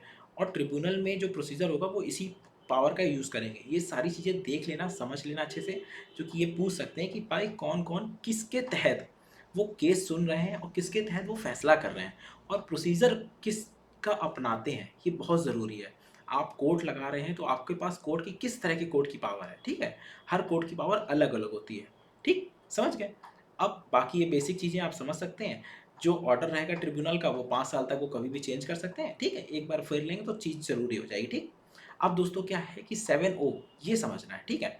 अगर कोई एम्प्लॉयर अपील करता है कि भाई मेरे खिलाफ एक तरफ़ा कार्रवाई हो गई है, अब और मेरे को मान लो 1 करोड़ का वो लग गया है कि भाई पेनल्टी जमा करनी है, ठीक? अब अगर वो अपील करेगा, तो अपील का नियम है कि आपको 75% अमाउंट जमा करना है, तभी हम सुनेंगे, नहीं तो नहीं सुनेंगे। अब इसके तहत क्या होता है कि 75% मतलब 75 लाख हुआ, तो एम्प्लॉयर को मौका देता है, वो अपील करता है कि भाई मैं इतना नहीं जमा कर पाऊँगा, कम कर लीजिए, ठीक है? तो जो अपीलेट अथॉरिटी होती है, जो डिसीज़न लेगी, ठीक है? वो कह सकती है कि भैया ठीक है तुम 50% जमा कर दो या 25 जमा कर दो, वो कम कर सकती है, ठीक? लेकिन नियम में लिखा हुआ है कि 75% डिपॉज़िट करना है, ठीक है? ओके। दोस्तों अब एक और चीज़ है, जैसे 14 बी होती है, 7 ए होता है, वैसे एक 7 क्यू होता है, ठीक? 7 की क्या होता है? इंटरेस्ट होता है। कोई भी अमाउंट जो है एम्प्लॉयर अगर बाद में जमा करता है, तो इंटरेस्ट लगता है 12%, क्योंकि ईपीएफ सबसे ज़्यादा इंटरेस्ट देता है, ठीक है? तो 7 क्यू के तहत ही वो इंटरेस्ट दे रहा है, ठीक है? समझ गए? 7 क्यू के तहत ही वो इंटरेस्ट देगा, ठीक? अब ये पूरे सेक्शन 7 को आपने अच्छे से समझ लिया, इसको ज़रूर फेरिएगा क्योंकि ये क्वेश्चन इससे बनते हैं, ठीक? अब हम लोग आगे बढ़ते हैं। दोस्तों हम लोग सेक्शन 8 में आ गए। सेक्शन 8 क्या है कि ये पूरा का पूरा रिकवरी के ऊपर है, ठीक है? जैसे हम लोग इसमें जो सेक्शन 7 हमने पढ़ा कि भाई हम पैसा कैसे उनसे वसूल सकते हैं, कैसे पेनल्टी इम्पोज़ कर सकते हैं, वो सारी चीज़ें थी, ठीक? सेक्शन 8 में क्या है दोस्तों? रिकवरी है, ठीक है? तो जिसमें ये कह रहा है कि मोड ऑफ रिकवरी, ठीक है? तो ये ड्यूज़ फ्रॉम एम्प्लॉयर, एम्प्लॉयर से जो नियोक्ता होता है उससे कैसे पैसा वसूलना है, कोई भी अमाउंट, एनी अमाउंट ऑफ ड्यूज़, ठीक है? तो कोई भी अमाउंट नियोक्ता से किस तरह वसूलना है, ये पूरा सेक्शन 8 में बताया गया है। अब इसके सेक्शन 8 के जितने भी अंदर के सेक्शन है, जैसे सेक्शन 8 है, ठीक है? ये कह रहा है recover money by employers and contractors, ठीक है? तो अब क्या है कि जो रिकवरी होगी मनी की, वो देखो इसमें साफ लिखा हुआ है कि ये जो रिकवरी रहेगी मनी की, वो एम्प्लॉयर ही देगा। ऐसा नहीं है कि वो एम्प्लॉई से काट ले या कुछ कर दे। एम्प्लॉई से सिर्फ बेसिक वेजेस में का बेसिक वेजेस प्लस डियरलेस अलाउंस मतलब महँगाई भत्ता, उसके साथ में रिटेनिंग अलाउंस, ठीक है? इसके अलावा वो ये नहीं काट सकता, जो उसका फिक्स शेयर है 12% बस, उसको बाकी शेयर अपने एंड से ही देना पड़ेगा, ठीक? समझ गए? अब दोस्तों सेक्शन 8 भी आते हैं। सेक्शन 8 बी में क्या कह रहा है? Issue of certificates to the recovery officer, ठीक? इसमें क्या होता है कि जो सर्टिफ़िकेट है, जैसे रिकवरी, जैसे मान लो 1 लाख रिकवरी करनी है, तो जो ऑथराइज़्ड ऑफ़िसर होगा, ठीक है? ये क्या कह रहा है, जो ऑथराइज़्ड ऑफ़िसर होगा, वो रिकवरी ऑफ़िसर को एक सर्टिफ़िकेट जारी करेगा, ठीक है? भाई इससे इतना पैसा वसूल लो। ऑथराइज़्ड ऑफ़िसर कौन होता है? दोस्तों ऑथराइज़्ड ऑफ़िसर वो जिसको केस मिला है करने के लिए। मान लो एक एक डिस्ट्रिक्ट में एबीसीडी एरिया है, ठीक है? मान लो ए एरिया का कोई केस है, वो मिला है किसी बी एरिया के ऑफ़िसर को कि भाई आप केस करो, ठीक? वो ऑथराइज़्ड ऑफ़िसर है पर्टिकुलर केस करने के लिए, ठीक है? उसके बाद जब वो केस कर देगा, केस में फाइनल ऑर्डर दे देगा 7A के तहत, फिर वो जो अमाउंट जारी होगा जमा करने के लिए, जब वो रिकवरी में जाएगा, तो वो रिकवरी ऑफ़िसर को इश्यू करेगा एक सर्टिफ़िकेट कि भाई इनसे 1 लाख रुपए ले लो, ठीक? समझ गए? तो ये इस तरह से एक सर्टिफ़िकेट जारी करता है, ठीक है? इसमें क्या होता है कि जो एम्प्लॉयर है, उससे पैसा वसूलने के कई माध्यम हैं, जैसे attachment of movable and immovable properties, ठीक है? ये बहुत ही इंपॉर्टेंट चीज़ है। और एक चीज़ और समझ लीजिए, इनकम टैक्स और लॉ में क्या दिया हुआ है कि जब कभी भी पीएफ की का भी रिकवरी होगी, तो वो सबसे प्रायोरिटी पर होगी। समझ रहे हैं? ताकि बाकी चीज़ें उसके नीचे हो, क्योंकि पीएफ का पैसा हमेशा इम्प्लाई हो जाता है, ठीक है? इसलिए वो सबसे ऊपर रहता है। तो वो कह रहा है कि रिकवरी जो होगी वो मूवेबल प्रॉपर्टीज़, इमूवेबल प्रॉपर्टीज़ मतलब आप किसी की ज़मीन अटैच कर सकते हो। मूवेबल प्रॉपर्टीज़ मतलब किसी की गाड़ी, ठीक है? या कोई मशीनरी या कुछ भी ऐसी चीज़ें अटैच कर सकते हो आप, ठीक? आप अरेस्ट कर सकते हो और डिटेंशन कर सकते हो प्रिज़न, मतलब उसको आप जेल में भी भेज सकते हो। प्लस आप उसको अरेस्ट करा सकते हो, मतलब आप जो उसमें सीपी जाती 1, 2, 3, 4 ऐसे सीपी 25 होती है, सीपी 30 होती है, इस तरह से क्या होता है प्रोसीडिंग्स होती हैं।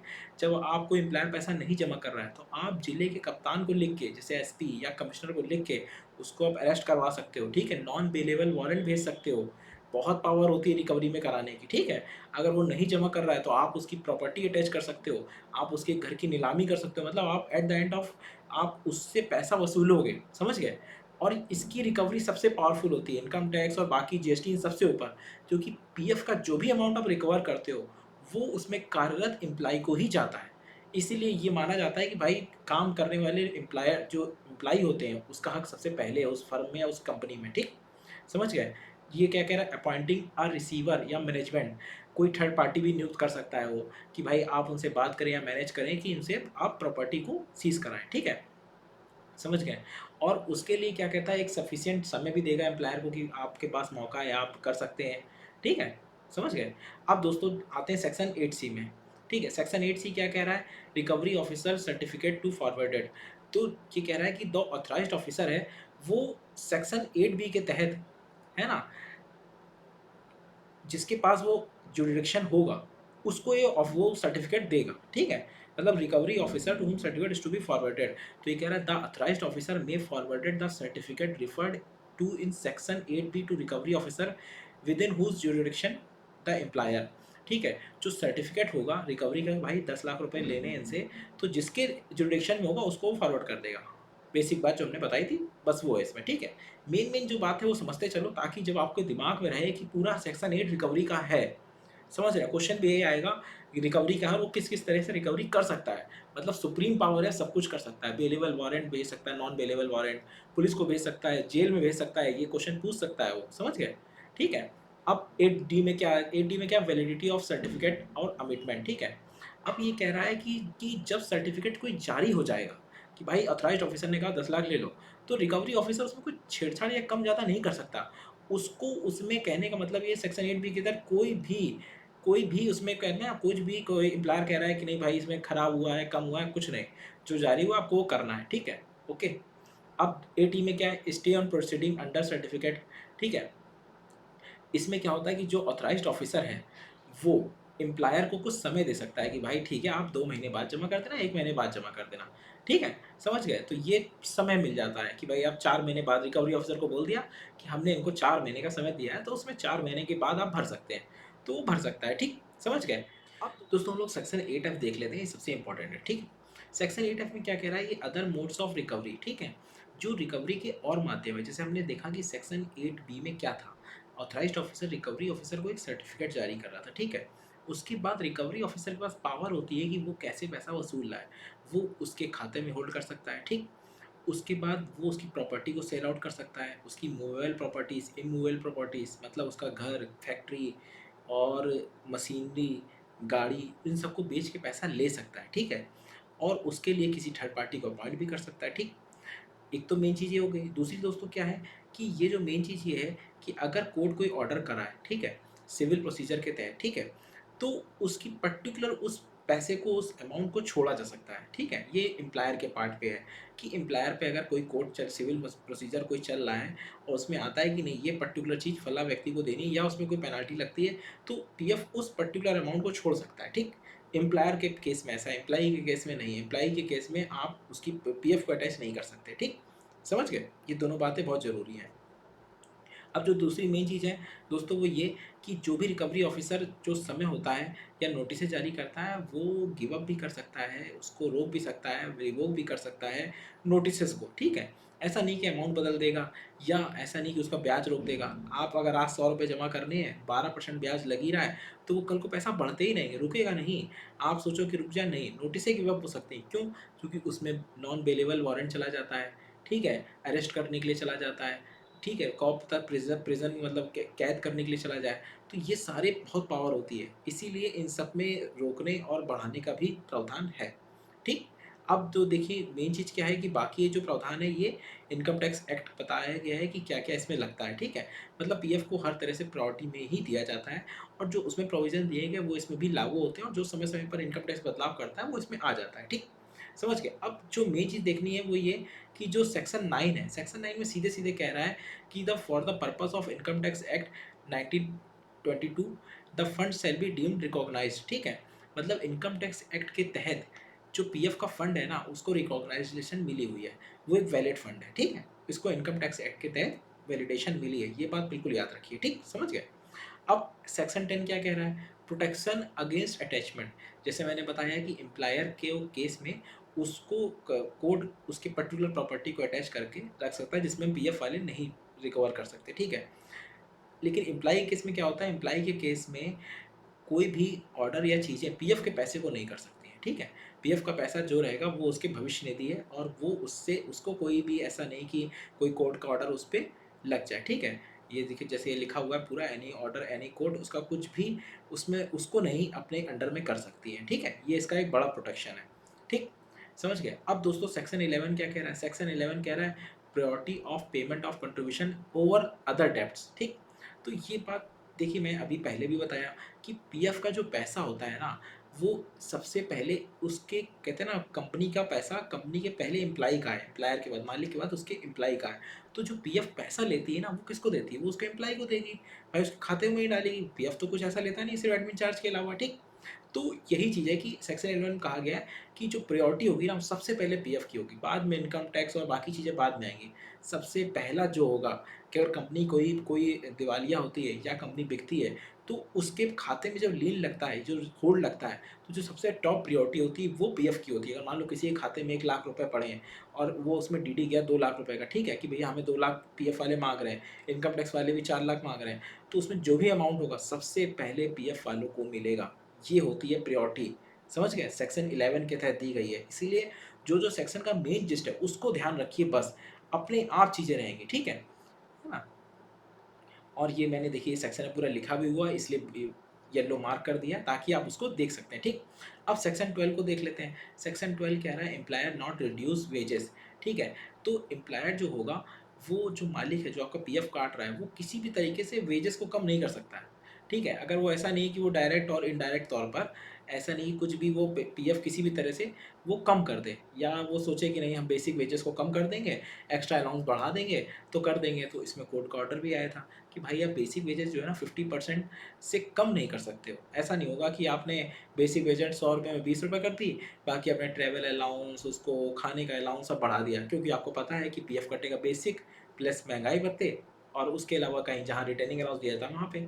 तो बाकी चीज़ें तो आपकी बच गई हैं, चारे बच गया, टीए बच गया, है ना। तो और बाकी आपको जो भी है और अदर चार्जेस रहते हैं, कन्वेंस अलाउंस और फ़ोन अलाउंस जब दे देते हैं, तो वो सब तो बच गया। तो इसीलिए क्या होता है दोस्तों, कहा गया है कि एम्प्लॉयर जो होगा वो रिड्यूस नहीं करेगा वेजेस। तो उसमें नियम है भाई कि कम से कम बेसिक वेजेस प्लस डीए आपको देना है, और बेसिक वेजेस मिनिमम 50% के आसपास रखनी पड़ती है, ठीक है, समझ गए। अब हम लोग आगे बढ़ते हैं दोस्तों, हम लोग समझ लेते हैं सेक्शन 13, ठीक।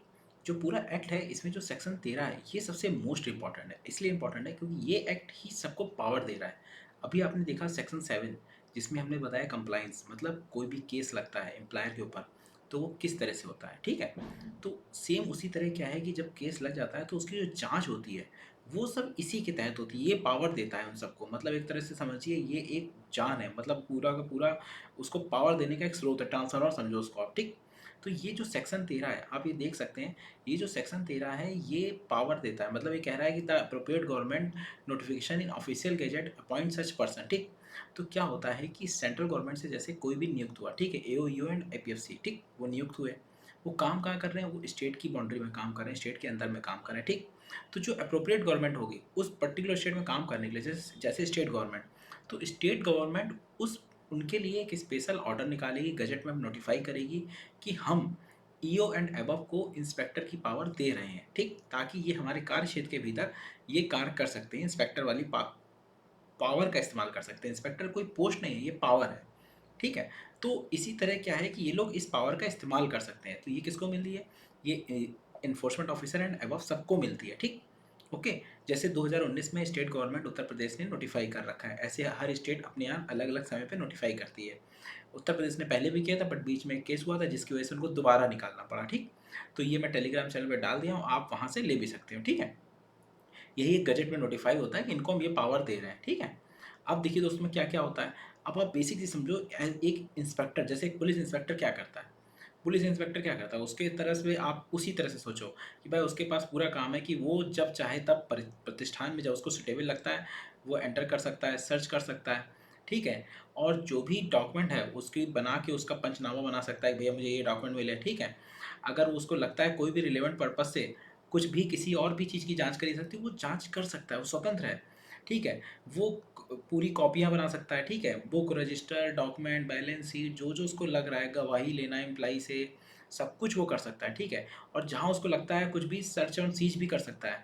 भाई समझ रहे हैं, मतलब कहने का क्या है, मतलब सर्च एंड सीजर। तो ये जो सर्च एंड सीजर की पावर है कहाँ से मिलती है?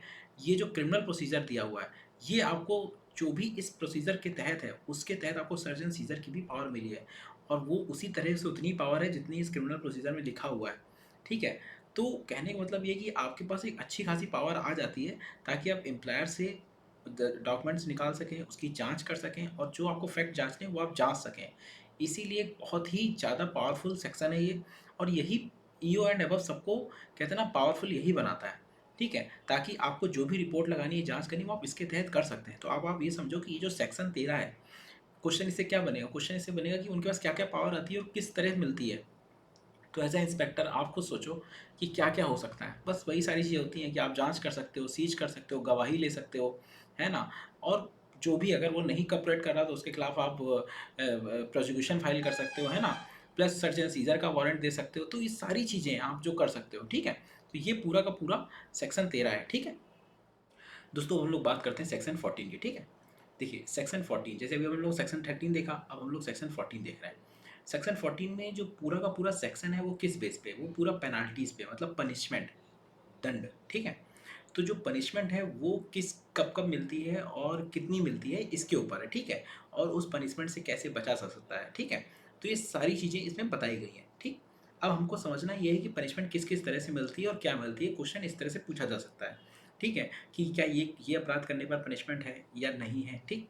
या कोर्ट के आदेश से रोकी जा सकती है कि नहीं, इस तरह से चीज़ें, ठीक? तो अब हम लोग सेक्शन 14 को समझ लेते हैं, बेसिक बातें। क्योंकि अगर हम बिल्कुल उस भाषा को समझेंगे तो आप भी कंफ्यूज हो जाओगे, ना समझ पाओगे। बिल्कुल शुद्ध देसी भाषा में समझते चलो एक्ट को, अपने आप पूरा एक्ट आपके दिमाग में बिल्कुल थ्योरेटिकल बैठ जाएगा। फिर जब आप क्वेश्चन देखोगे ना, आपका दिल खुद कहेगा नहीं ये सही होगा। क्योंकि एक्ट जो होते हैं ना बेसिकली कॉमन सेंस पे होते हैं। कॉमन सेंस पे इसलिए होते हैं क्योंकि आपको भी लगेगा इतना गलत तो नहीं करा जाएगा, है ना? जो होगा लगभग इस तरह के बीच में होना चाहिए, ठीक? समझ गए? अब हम लोग देखते हैं पेनाल्टीज। पेनाल्टीज में सबसे पहले ये कह रहा है कि अगर कोई भी, ठीक है, जानबूझकर, ठीक है, फॉल्स स्टेटमेंट देता है, ठीक है, मान लो कोई केस चल रहा है, कोई जांच हो रही है, कोई फॉल्स स्टेटमेंट देता है या फॉल्स रिप्रेजेंटेशन देता है, ठीक है, मतलब अगर आपने अपने मैनेजर से या स्वयं कोई गलत इन्फॉर्मेशन दे दी है, ठीक है, और कोई गलत दस्तावेज दे दिया है, तो इस केस में आपको सजा हो सकती है 1 साल की या 5,000 रुपये जुर्माना, ठीक है, या बोध। समझ गए बात को? कहने का मतलब अगर आपने कोई गलत स्टेटमेंट दिलवाया है लिखित में, या फिर आपने कोई डॉक्यूमेंट गलत प्रोड्यूस किया है, तो इस केस में भी सजा का प्रावधान है, ठीक? समझ गए? अब दूसरी चीज़ पे आओ। अगर एम्प्लॉयर कोई डिफ़ॉल्ट करता है कंप्लाइंग करने में, मतलब पैसा डालने में, अगर वो नहीं डालता है, जैसे आपका एडमिन चार्जेस हो गए, पीएफ का पूरा पैसा हो गया, अगर वो नहीं करता है, तो इस केस में जो पनिशमेंट होती है वो 1 साल की होती है, ठीक है? तो जो पनिशमेंट है वो 1 साल की है, लगभग 3 साल तक हो सकती है, ठीक? ओके। अब हम लोग और देखते हैं, ठीक है, किस किस चीज़ में मिलती है। और दूसरा चीज़ ये है कि जो भी अगर एम्प्लॉय की तरफ से कोई एग्ज़म्पशन मिला हुआ है, अगर आप उसको नहीं करते हैं, तो भी आपको पनिशमेंट मिलेगी। लगभग ये कहते हैं ना 1 साल की रहेगी, और मिनिमम 1 महीने या 6 महीने तक की हो सकती है, ठीक? ओके। अब जो मेन चीज़ इस पूरे में है वो ये है दोस्तों, कि कोई भी अगर पनिशमेंट मिली है, अगर वो कोर्ट जाता है, ठीक है? ये जो मेन पॉइंट लिखा हुआ है, कोर्ट जाता है तो वो उसके ऊपर डिपेंड है, कोर्ट के ऊपर, जज के ऊपर, कि वो उसको कम या ज़्यादा कर सकते हैं, ठीक? तो बेसिकली वो कम ही कर देते हैं, कि परमिशन दे देते हैं कि ठीक है आपको पैसा जमा करना है, आप जमा कर दीजिए, ठीक है? थोड़ा और समय हम दे देंगे, ओके? तो 14 में आपको ये मिल गया कि ये चीज़ें। अब इसके सब सेक्शन देख लेते हैं। 14A, 14A क्या है? Offences by companies. अगर कोई कंपनी अपराध करती है, ठीक है? तो किस तरह से, उसमें तो पहले थ्योरी बताई कि लगभग यही सज़ा मिलती है। अब इसके अंदर कौन-कौन अपराध कर रहा है? अगर कोई कंपनी ये करती है, तो उसमें उस पीरियड में जितने भी लोग उसके ज़िम्मेदार थे, है ना? एम्प्लॉयर थे या एक्यूपायर जिसका होल्ड था उस पे, या जो डिसीज़न लेने की के लोग थे, वो सभी लोग, ठीक? प्लस कंपनी, ये दोनों लोग रिस्पॉन्सिबल होंगे। तो जो पनिशमेंट मिलेगी वो सबको मिलेगी। ऐसा नहीं है कि लेटेस्ट को मिल जाए, नहीं, उस पीरियड में जितने लोग थे वो सब उस पनिशमेंट के दायरे में होंगे। समझ गए बात को? तो ये इसकी मेन चीज़ है, ठीक? हम लोग आगे बढ़ते हैं, ठीक है? इन्हेंसमेंट 14A का क्या है? Enhancement punishment in certain cases after previous conviction. ये कह रहा है कि अगर कोई भी, किसी को सज़ा मिली है और वो दोबारा से वही गलती कर दे, तो उस केस में उसको सज़ा वो नहीं मिलेगी, बढ़ के मिलेगी। ये कह रहा है सज़ा 5 साल होगी, और कम से कम 2 साल रहेगी, और जो फाइन होगा वो 25,000 होगा, ओके? एए में, ठीक?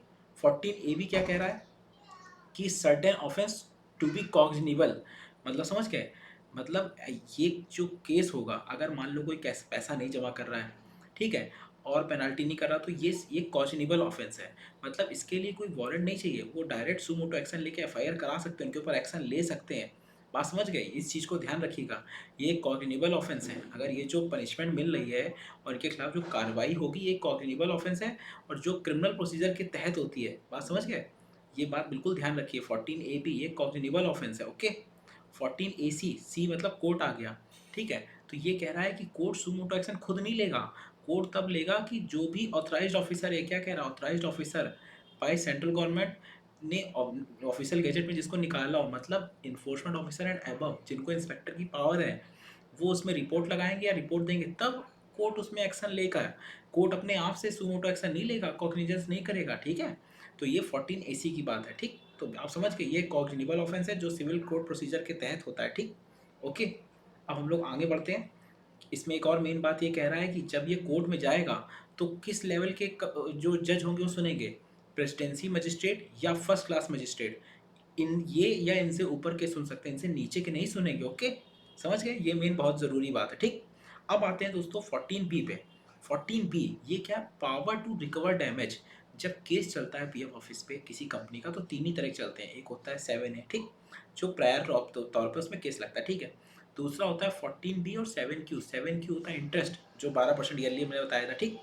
14B क्या होता है, डैमेज है। डैमेज मतलब जो पैसा आज जमा करना था 100 रुपये, मान लो वो पैसा 2 साल बाद जमा किया, तो उसमें उतना डैमेज लग जाता है। डैमेज मतलब एक साल वो 100% हो जाता है। 10 रुपये आज जमा करने तो कल 20 होंगे, फिर आप इंटरेस्ट जोड़ दोगे तो वो 12% वो, तो इस तरह से पैसा जो आज 10 है वो कल को 22-23 पहुँच जाता है। समझ रहे हैं, तो ये डैमेज है। तो डैमेज क्या है दोस्तों, कि ये कह रहा है कि डैमेज की पावर क्या है। डैमेज की पावर जो है कि वो पूरा एरियर के साथ उनको वसूल करने की पावर है, और जो रिकवरी में इस्तेमाल करते हैं वो सारी डैमेज में भी होती है, ठीक, ओके। इसकी सेपरेट एक केस चलता रहता है, जिसको नोटिस जाती रहती हैं और वो रिकवर कर सकते हैं, ओके। अब क्या है कि डैमेज क्या ख़त्म हो सकता है या नहीं हो सकता, जो इसमें मेन ज़रूरी बात है। अब आप इसको समझ लो, सेंट्रल बोर्ड में रिड्यूस और वेव द डैमेज, ठीक है, ठीक है। लेकिन किसका, सिक इंडस्ट्रीज़ का। कौन कौन का कर सकता है, इन कंपनियों को कर सकते हैं, क्योंकि देखो टैक्सेस जो होते हैं वो माफ़ किए जा सकते हैं, लेकिन जो डैमेज और इंटरेस्ट है माफ़ नहीं होता है। अगर आपके ऊपर एक बार आ गया तो वो आपका मीटर चल रहा है। ऐसा इसलिए क्योंकि ये पैसा इम्प्लाई को जाता है, समझ रहे हैं, किसी और को नहीं जा रहा है, ना सरकार की जेब पे जा रहा है। भाई अगर इम्प्लाई का पैसा आपने लेट जमा किया, लेकिन पैसा इम्प्लाई निकालेगा तो उसको मैं ब्याज सहित मिलेगा ना, तो वो ब्याज तो वसूलेंगे ना आपसे। तो बस ये होता है। इसीलिए क्या होता है कि डैमेज छूट नहीं मिलती है, जमा ही करना पड़ता है। लेकिन इसमें लिखा है सेंट्रल बोर्ड जो होता है, सीबीटी, आप समझे होंगे, CBT central board of trustee, जिसमें 44 मेंबर्स होते हैं, ठीक, वही जो शुरुआत में मैंने बताया था, ठीक है। तो उसी वो सेंट्रल बोर्ड रिड्यूस कर सकता है उसकी, उसमें क्या है कि एक लिखा हुआ है कौन कौन सी कंपनियां होंगी जिनका कर सकता है, उसिक इंडस्ट्रीज और इस तरह की कंपनियों में माफ़ कर सकते हैं, ठीक है। तो ये बहुत अब ऊपर लेवल की चीज़ है, रेयर ही ऐसा होता है, लेकिन जमा ही करना पड़ता है बेसिकली, समझ गए, मतलब छूट देने की पावर है, जो पूछे तो छूट देने की पावर उनको है, ओके, ठीक। अब है ये है 14C, power of court to make an order, ठीक है। अब क्या है कि अगर मान लो किसी को पैसा जमा करना है, वो कोर्ट चला गया कि भैया हम नहीं जमा कर पाएंगे, हमें समय दीजिए, तो कोर्ट उसमें ऑर्डर कर देता है कि भैया ठीक है, इनको थोड़ा समय दे दीजिए, ओके। अब अगर समय के साथ उसने नहीं पूरा किया, तो जब समय पूरा हो जाएगा उसको फिर से वही माना जाएगा कि भैया तुमने कंटेम्प्ट किया, उस पर सेम वही पावर चलेगी, वही फिर पेनल्टी लगेगी, वही सज़ा होगी, सब कुछ वही होगा। अगर कोर्ट का समय के बाद उसने किया है, ठीक है, तो कोर्ट ने समय दिया, उस बीच में कुछ नहीं होगा, तो उसको करना पड़ेगा, समझ गए। तो कोर्ट भी उसमें दे सकता है ऑर्डर कि भाई आप इतने बीच में जमा कर दो, ओके। तो ये पूरा का पूरा जो सेक्शन है 14, ये सिर्फ पेनाल्टी के ऊपर है, किस पे लगती है किस पे नहीं लगती है। इसको समझ लो, जो मैंने बेसिक बताया। क्वेश्चन लगभग ऐसे ही पूछा जाता है कि किन किन चीज़ों पे लगेगी, किन पे नहीं लगेगी, ओके। अब आगे बढ़ते हैं दोस्तों, हम लोग सेक्शन 15 को समझ लेते हैं, ठीक है। सेक्शन 15 कह रहा है कि special provision related to existing provident fund, ठीक, मतलब कि अगर कोई भी प्रोविडेंट फंड में का पहले से मेंबर है और एग्जिस्टिंग बना हुआ है, ठीक है, और वो कोई नया आता है, ट्रस्ट बनता है या कोई नया दूसरा प्रोविडेंट फंड आता है, तो उसको जो भी फैसिलिटी मिल रही थी वो सेम रहेगी, ठीक है, उसमें बदलाव नहीं होगा, ठीक है ना। तो जो भी उसका ऐसा नहीं कि उसकी कोई भी जो फैसिलिटीज़ थी वो खत्म हो जाए या हट जाए, वो ऐसा नहीं होगा, ठीक। अब सेक्शन 16 को समझ लेते हैं। सेक्शन 16 कह रहा है act not to apply certain establishment, ठीक है। तो देखो दोस्तों, क्या है कि ये जो सेक्शन 16 है, इससे क्वेश्चन कई बार पूछा गया है, ठीक है, इसमें पहला ए पार्ट समझ लेते हैं। ये कह रहा है कि कोई भी इस्टेब्लिशमेंट जो कोऑपरेटिव सोसाइटी के अंदर में रजिस्टर्ड है, ठीक है, और उसमें 50% जो है काम कर रहे हो और विदाउट एड ऑफ पावर, मतलब बिना किसी बत्ती का बिजली का उपयोग करे हुए 50 लोग या उससे कम काम कर रहे हो तो वहाँ ये नहीं लगेगा। ठीक, ये क्वेश्चन पूछा भी गया है। दूसरा पार्ट जो इसका इंपॉर्टेंट है और कहाँ नहीं लगेगा, ऐसे इस्टेब्लिशमेंट जो सेंट्रल गवर्नमेंट या स्टेट गवर्नमेंट के कंट्रोल में है, तो भाई जाहिर सी बात है वहाँ एनपीएस लगता है ना। और ऐसा भी होता है कि कहीं किसी के लिए स्पेशल पीएफ बना दिया जाता है कि इस तरह की पर्टिकुलर काम करने वाले लोगों के लिए एक स्पेशल ट्रस्ट है, तो वहाँ नहीं लगेगा। ठीक, तो ये दो चीज़ें हैं जहाँ से नहीं लगता है। तो ये सेक्शन 16 का पार्ट है। ठीक है, अब सेक्शन 16 ए क्या कह रहा है, भाव समझते चलेंगे तो आपको पता चल जाएगा क्या पूछ रहा है, कैसे पूछेगा, तो आप समझ लेंगे। जो मैं बोल रहा हूँ उतना ही सुनते जाएंगे तो पेपर में अगर आएगा तो आपको क्लिक कर जाएगा ऐसा है। ठीक, अब दूसरा क्या कह रहा है, authority certain employer to maintain provident fund account. अब देखो लास्ट ईयर ये क्वेश्चन पूछा गया है कि अगर कोई भी अथॉरिटी अपना सेपरेट फंड बनाना चाहती है तो उसको कितने लोगों की ज़रूरत है। तो देखिए दोस्तों, अगर कोई बनाना चाहती है तो उसको कम से कम 100 लोग या उससे अधिक लोग लिख के दें। जहाँ कंपनी में 100 या उससे अधिक काम करें तो मैक्सिमम लोग लिख के दें कि भाई मुझे ट्रस्ट में जाना है और मुझे एक सेपरेट एक प्रोविडेंट फंड बनाना है जिसमें हम मैक्सिमम अपना कंट्रीब्यूट कर सकें और बेनिफिट ले सकें। ठीक है, तब वो ट्रस्ट के लिए अप्लाई कर सकते हैं। और जब वो ट्रस्ट के लिए अप्लाई करेंगे तो वो संस्था जिस डेट पे अप्लाई करे उसके पिछले 3 सालों में कभी भी डिफ़ॉल्ट ना किया हो। ठीक है, मतलब ऐसा ना हो कभी पेमेंट ना जमा करी हो, लेट जमा करी हो या कोई भी कंप्लेन हो इस तरह से, तो उसको नहीं मिलेगा, वो कैंसिल हो जाएगा। ठीक है, तो ये क्वेश्चन एक पूछा जा चुका है कि 100 लोग होने चाहिए। ठीक, दूसरा है कि पिछले 3 साल में डिफ़ॉल्ट नहीं किया, शायद ये क्वेश्चन पूछ सकते हैं। ठीक है ना। अब हम लोग आगे बढ़ते हैं। सेक्शन 17, सेक्शन 17 दोस्तों क्या है, पावर टू एग्जेम्प्ट, ये मेन चीज़ है।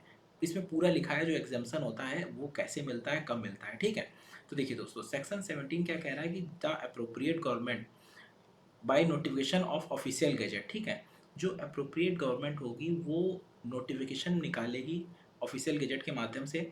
ठीक है, कि ये पर्टिकुलर संस्था को हम एग्जेम्प्ट कर रहे हैं। ठीक है, वो कैसे होगा, ये जो एग्जामेशन होगा ये कंसल्ट करेगी सेंट्रल बोर्ड से, सेंट्रल बोर्ड की रिकमेंडेशन लेगी, तब अप्रोप्रिएट गवर्नमेंट उसको निकालेगी कि हाँ अब हम इसको एग्जाम्प्ट कर सकते हैं। ठीक है, अब इसमें शर्तें भी होती हैं कि भाई जो कंट्रीब्यूशन होगा और जो स्कीम्स होंगी वो मतलब कम फेवरेबल नहीं होनी चाहिए, मतलब मैक्सिमम होना चाहिए, उससे अच्छा बेनिफिट ही देना चाहिए।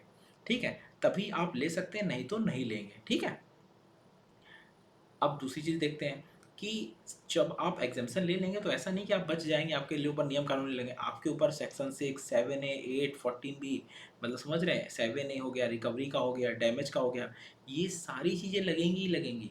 तो जो भी इसमें पावर है किसी के ऊपर केस करने का, प्लस उसके ऊपर फाइन लगने का, सजा देने का, रिकवरी नोटिस भेजने का, ये सब लगता है, कुछ भी ऐसा नहीं है जो नहीं लगेगा। ठीक, अब दूसरी चीज़, अगर आपको एग्जामेशन मिल गया है तो आपको अपने यहाँ बोर्ड ऑफ ट्रस्टी बनाने पड़ेंगे जो एडमिनिस्ट्रेशन देखेंगे इस पूरे पीएफ का। जैसे सेंट्रल बोर्ड होता है सीबीटी, ऐसे ही जो ट्रस्ट बनाएगा वो भी अपने यहाँ बोर्ड ऑफ ट्रस्टी बनाएगा, ताकि जो एडमिनिस्ट्रेशन देखेंगे पूरे प्रोविडेंट फंड का कि भाई कि वहाँ पे वो नियम लागू हो रहे हैं कि नहीं हो रहे हैं, चल रहा है कि नहीं चल रहा है, देखते हैं कौन कौन से नियम कर रहा है। देखिए सेंट्रल बोर्ड ऑफ ये बोर्ड ऑफ ट्रस्टी ये नियम देखते हैं कि भाई उनको मेंटेन करना है, सारा अकाउंट मेंटेन करना है, क्रेडिट डेबिट विड्रॉल सब, कि भाई कितने पैसा निकाला किसने नहीं निकाला।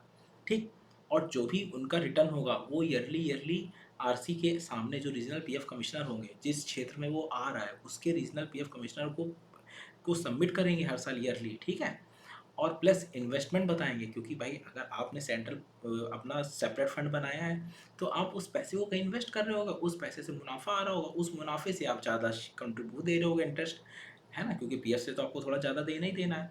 तो वो इन्वेस्टमेंट भी देखा जाएगा कि ऐसा तो नहीं आपने कहीं अपने मन से कहीं लगा दिया है और वो कंपनी डूब गई तब। तो ऐसे केसेस में ये सब चीज़ें देखी जाती हैं और इसका ईयरली ऑडिट होता है। तो जिस पीएफ ऑफिस के अंदर में आते हैं वो पीएफ ऑफिस इसका ईयरली ऑडिट करता है और वो सारे जो क्लॉज होते हैं उसको चेक करता है कि भाई आपने वो सारे नियम फॉलो कर रहे हैं नहीं कर रहे हैं। अगर वो कहीं डिफ़ॉल्ट करते हैं तो रिकमेंड कर सकता है कि आप इसको कैंसिल करें।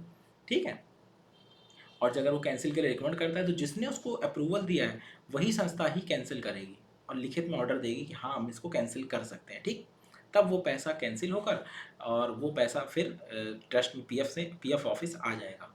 ठीक है, समझ गए। अब इसको आगे बढ़ते हैं दोस्तों। ये कह रहा है कि जो भी है सेक्शन 14 ये सब को सब अप्लाई होंगे उसके ऊपर। ठीक है, अब मेन चीज़ पे आते हैं। ये सारे लिखे हैं लेकिन जो जिस्ट है वो मैंने आपको बता दिया। है ना। अब जैसे ये लिखा हुआ था exemption granted under society section cancelled by the authority which granted it, मतलब जो इसको सोसाइटी को जो परमिशन दे रही है खोलने के लिए वही सोसाइटी इसको कैंसिल करने का भी देगी, और by order in writing, writing में देना पड़ेगा। ठीक, समझ गए। मेन क्लॉज आपको बता दे रहे जो जेस्ट है, बाकी तो बातें बहुत लिखी हुई हैं, और एक्ट है उसकी भाषा समझेंगे तो क्लियर नहीं समझ पाएंगे। ठीक है, अब मेन चीज़ आती है सेक्शन 17A। सेक्शन 17A क्या कह रहा है, ट्रांसफर ऑफ अकाउंट्स। ठीक है, where an employee employed in establishment. ठीक है, अगर वो कोई भी व्यक्ति है, ठीक है, अगर वो नौकरी कर रहा है, ठीक है, अगर वो ट्रांसफ़र लेता है एक ट्रस्ट से दूसरे ट्रस्ट में, तो उसका पैसा वहाँ ट्रांसफ़र हो जाएगा। अगर कहीं पीएफ कट रहा है और कहीं ट्रस्ट है तो वहाँ भी ट्रांसफ़र हो जाएगा। और जब ट्रस्ट में ट्रांसफ़र होता है तो वो फिजिकल होता है, चेक के माध्यम से होता है। ठीक है, तो वो पैसा अपना अलग शो होता है, पीएफ का अलग शो होता है। कहने का मतलब वो कहीं भी ट्रांसफ़र कराना चाहे तो करा सकता है, कहीं भी ऐसा बाउंड नहीं है कि आप ट्रस्ट में थे तो इसमें इधर नहीं आ सकते, इससे इधर नहीं आ सकते। ठीक, ओके। 17A क्या कह रहा है, जो एक्ट होगा वो मेन चीज़ को समझ लो। 17A ये LIC के लिए है। ठीक है, कि जो LIC के रूल है उसको ये सुपरसीड करेगा। ऐसा नहीं कि जहाँ LIC कुछ नियम बना दिया तो अगर वहाँ पे क्लैश हो रहा है तो EPF एक्ट हमेशा ऊपर आएगा। ठीक है, तो LIC के ऊपर ही रहता है, तो इसलिए कह रहे हैं the provision act shall have effect anything inconsistent there with content in the life insurance corporation act 1956। ठीक है, तो अगर कहीं भी लाइफ LIC का जो एक्ट है वो कहीं बीच में आ रहा है तो ये हमेशा ये एक्ट हमेशा उसको सुपरसीड करेगा। ठीक है, तो उसके LIC के एक्ट से दिक्कत नहीं आएगी। ठीक, समझ गए। अब 17B, 17B मेन चीज़ है कि liability in case of transfer of establishment. मान लो कोई कंपनी ट्रस्ट है, अब वो बिक गई है, तो लाइबिलिटी किसकी है। मान लो किसी एम्प्लॉय का पैसा नहीं दिया, किसी का बाकी रह गया, तो लाइबिलिटी जो रहेगी वो लाइबिलिटी पुराने की भी है और नए की भी है, और वो पुराने की तो है ही सेपरेटली, लेकिन जॉइंटली भी है नए वाले की। ठीक है, तो ये जिम्मेदारी ऐसा नहीं कि कंपनी बेच दी तो खत्म हो जाएगी, जिसने ली उसकी भी जिम्मेदारी कि उस ट्रस्ट को संभाले और उसका जमा कराए। ठीक है, तो 17B जो है ना मोस्ट पावरफुल एक्ट सेक्शन है इसका, और इसी पॉइंट पे ही पीएफ अपना हमेशा जो ट्रस्ट खरीदता है उस पर केस भी करता है, उसी पॉइंट पे उसको मजबूती भी मिलती है। ठीक है, समझ गए। अब क्या है सेक्शन 18, मेन चीज़ें खत्म हो गई, अब लास्ट बचा है सेक्शन 18। क्या है, protection of action taken in good faith. अब देखो जब कोई एक्ट का आप इस्तेमाल कर रहे हैं, कुछ कर रहे हैं, तो आपको सपोर्ट चाहिए बैक एंड से। ये सपोर्ट अब इसी से मिलता है कि अगर आपने कोई प्रोसीडिंग करी है, कोई ट्रिब्यूनल में गया है, कोई 7A है, इंस्पेक्टर कुछ भी है, अगर आपने अच्छे पर्पज से करी है तो आपको प्रोटेक्शन मिलेगा वो। ठीक है, तो वो इस एक्ट के तहत उसको प्रोटेक्शन मिलता है। ठीक है, कोई भी अथॉरिटी या कुछ भी इस तरह से उसको मतलब वो उस पर एक्शन नहीं ले सकती है। ठीक है, तो वो सेक्शन 18 है जो प्रोटेक्ट करता है। ठीक है, इंस्पेक्टर्स को, APFCs को, सबको। ठीक, ओके। 18A, 18A क्या कह रही है, जो अथॉरिटीज़ है and inspector to be a public servant, मतलब enforcement officer, APFC and above तक जो भी जिनको भी इंस्पेक्टर की पावर मिली है वो सब, है ना, किसके अंतर्गत पब्लिक सर्वेंट कहलाएंगे। ठीक है, section 21 of Indian penal code के तहत जो भी पब्लिक सर्वेंट की कहते हैं ना पावर होती है या उसको मिलती है ना, जो भी उसको पावर मिलती है ताकि उसके ऊपर कोई एक्शन ना हो और वो पावर यूज़ कर सकता है, वो सब एज अ पब्लिक सर्वेंट ही कहलाएंगे। ठीक है, कोई अलग चीज़ नहीं है। ठीक है ना। अब 19 में है delegation of power. Delegation of power मैंने आपको जैसा बताया कि स्टेट गवर्नमेंट नोटिफाई करती है, और वो गजट जैसे उत्तर प्रदेश में 2019 में निकला है, ऐसे ही दोस्तों अलग अलग गवर्नमेंट निकालती है। वो मैंने टेलीग्राम में डाल दिया, आप देख सकते हैं। तो उसमें क्या हुआ कि इंस्पेक्टर एज अ पोस्ट है। ठीक है, पोस्ट नहीं पावर है, इंस्पेक्ट है ना, इंस्पेक्टर एज अ पावर है। ठीक है, वो पावर कोई भी होल्ड कर सकता है, और जो होल्ड करता है उसको वो सारी पावर मिलती है जो एज अ इंस्पेक्टर की होती है, जो मैंने सेक्शन 13 में आपको बताई है इसी में। ठीक, ओके। अब क्या है कि सेक्शन 20, ये छोटे छोटे सेक्शन है, बस बेसिक समझ लो कि सेक्शन में क्या है। और सेक्शन नहीं पूछेगा, वो सिंपल पूछेगा क्या ये ऐसा कर सकते हैं, क्या ये पावर है, इतना डीप में नहीं जाएगा कि सेक्शन पर्टिकुलर बताओ। मेन मेन चीज़ के सेक्शन बता दी, लेकिन सब सेक्शन में इतना नहीं घुसेगा, इसलिए परेशान ना हो। जितना मैं बता रहा हूँ सुनते जाओ, अपने आप क्लियर हो जाएगा, देखते जाओ बस। ठीक, सेक्शन 20 क्या कह रहा है, power of central government give direction. ठीक है, तो सेंट्रल गवर्नमेंट को पावर है समय समय पर डायरेक्शन दे सकती है कि ये बदलाव करना है, ऐसा करिए वैसा करिए, है ना। जैसे इस समय करंट में हायर वेजेस का इशू है, ऐसे ही सर्विस को लेकर इशू आता रहता है कि आप ग्रीवांसेस को 5 दिन में कराइए, या आप सर्विस को इस तरह से करिए। ये पावर है 20 के तहत, सेक्शन 20 के तहत सेंट्रल गवर्नमेंट देती रहती डायरेक्शन। ठीक, सेक्शन 21 क्या है, सेक्शन 21 के तहत क्या है कि पावर टू मेक रूल्स। तो भाई पावर टू मेक रूल्स क्या है, सेंट्रल गवर्नमेंट नोटिफाई करेगी और अगर मान लो पीएफ या सीबीटी ने कोई एक्ट बनाया है, ठीक है, अब उसको वो मिनिस्ट्री को भेजेगी, मिनिस्ट्री फिर उसको संसद के दोनों सदनों में रखवाएगी, जहाँ से वो पास होगा। पास होने के बाद फिर उसको सेंट्रल गवर्नमेंट उसको नोटिफाई करा देगी ऑफिशियल गैजेट से, ठीक है, समझ गए। तो ये उसमें मेन चीज़ है, ठीक। अब क्या है कि सेक्शन 22 भी यही है कि भाई अगर आपको चेंज कर सकते हैं, अगर आपको कुछ लगता है कोई डिफ़िकल्ट है, समय के साथ कोई एक्ट बदल रहा है, तो अगर आप कुछ बदलाव करना चाहते हैं, समय के साथ पुरानी चीज़ों को हटाना चाहते हैं, तो फिर आप वही करिए। आप सीबीटी के माध्यम से उस प्रस्ताव को रखिए, वो प्रस्ताव मिनिस्ट्री जाएगा, मिनिस्ट्री से वो संसद के दोनों सदनों में जाएगा, लोकसभा राज्यसभा में, वहाँ वो पास होगा। पास होने के बाद वो ऑफिशियल गजट में निकल कर वो चीज़ हट जाएगी, ठीक। ये हमने सारे पूरे एक्ट देख लिए, ठीक है। अब हम इस पूरे एक्ट को समझ लिए हैं। अब दोस्तों क्या है कि जो पूरे एक्ट हो गए हैं, तो अब आपको क्या है कि इसको हम एक बार ओवरव्यू कर लेते हैं, ताकि आपको क्लियर कट समझ में आ जाए किस एक्ट में क्या है। और जैसा मैं बता रहा हूँ, बस सुनते रहेंगे, देखते रहेंगे ना, तो बेसिक समझ लेंगे कि कहाँ पे क्या होता है, ताकि जब क्वेश्चन आएगा ना, एक भी ऐसा नहीं होगा जो आप ना कर पाओ। और इतना ही वो पूछता है, और इस पूरे एक्ट के अलावा कुछ नहीं है, जो कुछ था बस यही सेक्शन है। और इसीलिए मैंने सिर्फ पूरा रियल एक्ट आपको पढ़ा दिया, ताकि एक बार आप देख लो, बात खत्म। बार बार का झंझट नहीं कि कोई शॉर्ट नोट्स देखे, कुछ देखे। एक बार आपने एक्ट समझ लिया, बस आप इसी को देखते रहो, स्पीड बढ़ा के घटा के आपको सब क्लियर हो जाएगा। अभी रिव्यू कर देते हैं, फिर एमसीक्यू प्रैक्टिस कर लेंगे। आपको फिर ये एक्ट किसी हाल में कोई भी क्वेश्चन आ जाए, गलत नहीं हो सकता, ठीक है। अब इसको रिव्यू करते हैं। दोस्तों पूरा एक्ट देख लिया। पूरा एक्ट देखने के बाद अब हम लोग इसको रिव्यू करेंगे, तो बहुत आसानी होगी एक्ट को समझने में, ठीक है। तो रिव्यू लास्ट में ही करेंगे, ताकि ओवरव्यू कर लेंगे, ताकि कब क्या पढ़ा, ठीक है, ताकि वो क्लियर हो जाए, ठीक। आपने देखा कि सेक्शन 22 थे इसमें, ठीक है। 22 सेक्शन में सब में अलग अलग चीज़ें कही गई हैं। उन सेक्शन में क्या कहा गया है यही समझना है, ताकि वही क्वेश्चन पेपर में आता भी है, ठीक है। अब क्या है, सेक्शन 1 में क्या किया गया, short title, extend and application, ठीक है। शॉर्ट टाइटल मतलब ये जो एक्ट है इसको क्या बोलते हैं, ठीक है। तो इसको ईपीएफ एंड एमपी एक्ट 1952 बोलते हैं, ठीक है, ओके। और 1 नवंबर को इसकी स्थापना दिवस मनाया जाता है, ठीक है। और ये जो एप्लीकेशन जो एक्सटेंड है कहाँ कहाँ लगता है, तो अब ये पूरे ऑल ओवर इंडिया में लगने लगा है, जब से अगस्त 19 में ये जम्मू कश्मीर अधिनियम पारित हुआ। उसके बाद से जम्मू कश्मीर का जो अपना पर्टिकुलर 1961 जम्मू कश्मीर पीएफ था, वो ख़त्म करके इसको ही लागू कर दिया गया, ठीक, समझ गए। अब दूसरे पॉइंट पे आते हैं। दूसरे में क्या कहा गया था, दूसरे में दोस्तों कुछ परिभाषाएं बताई गई थी, जैसे एम्प्लायर। एम्प्लायर मतलब क्या होता है, जो रोजगार दे रहा है, जहाँ पे कोई नौकरी कर रहा है। एम्प्लॉय मतलब जो नौकरी कर रहा है, ठीक।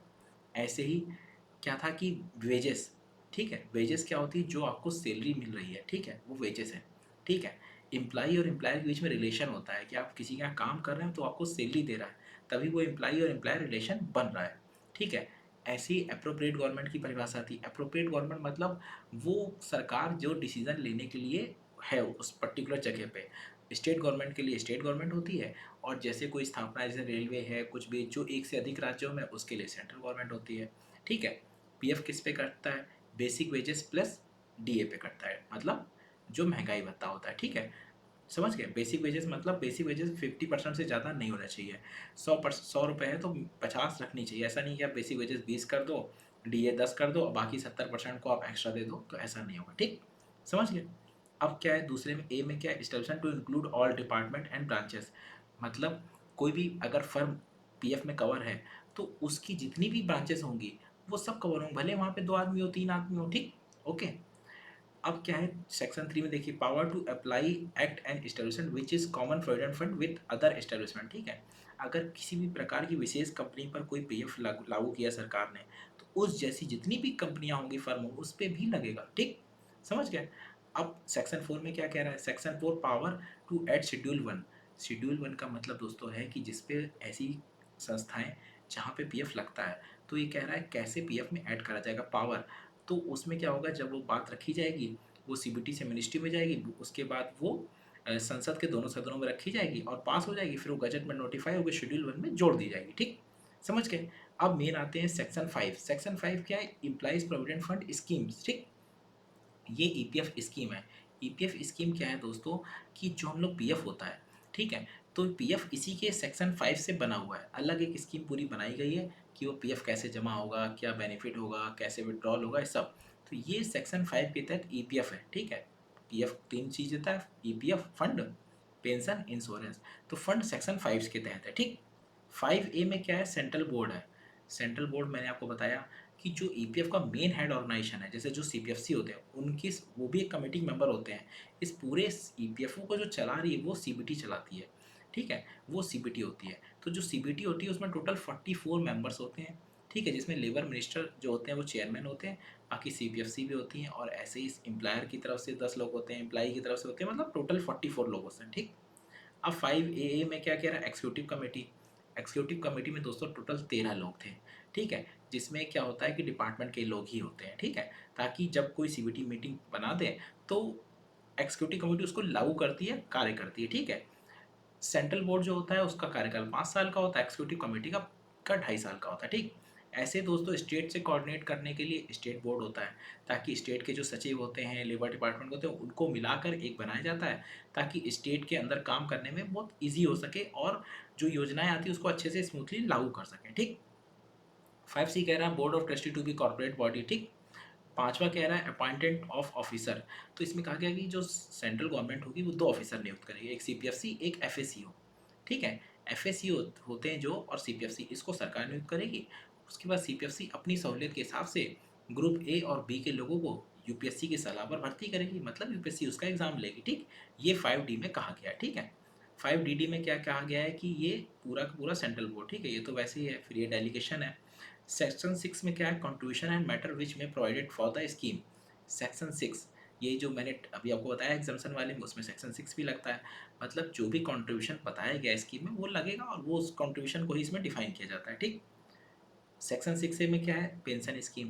पेंशन स्कीम मतलब जो फंड थी अब वो पेंशन है, तो जो कंट्रीब्यूशन जमा होता है 12% एम्प्लॉय का, 12 एम्प्लॉयर का, तो उसमें 8.33 जो है वो पेंशन में आता है, तो ये पेंशन स्कीम का है पूरा, ठीक। सेक्शन 6C क्या है, ईडीएलआई इंश्योरेंस, जो करंट में जिसका रेट 0.5% है बेसिक वेजेस का, ठीक है, जो भी पीएफ जमा होता है बेसिक प्लस डीए उस पर 0.5 है, ताकि कोई व्यक्ति अगर ऑन वर्किंग डेथ होती है तो मिनिमम 2.5 लाख, मैक्सिमम 7 लाख उसको इंश्योरेंस मिलता है, ठीक है, ये इसमें है। अब ये 6D में क्या कह रहा है, कोई भी स्कीम आएगी तो पार्लियामेंट में रखिएगी तभी चेंज होगी, ठीक है। 7A वही मॉडिफिकेशन है, ठीक।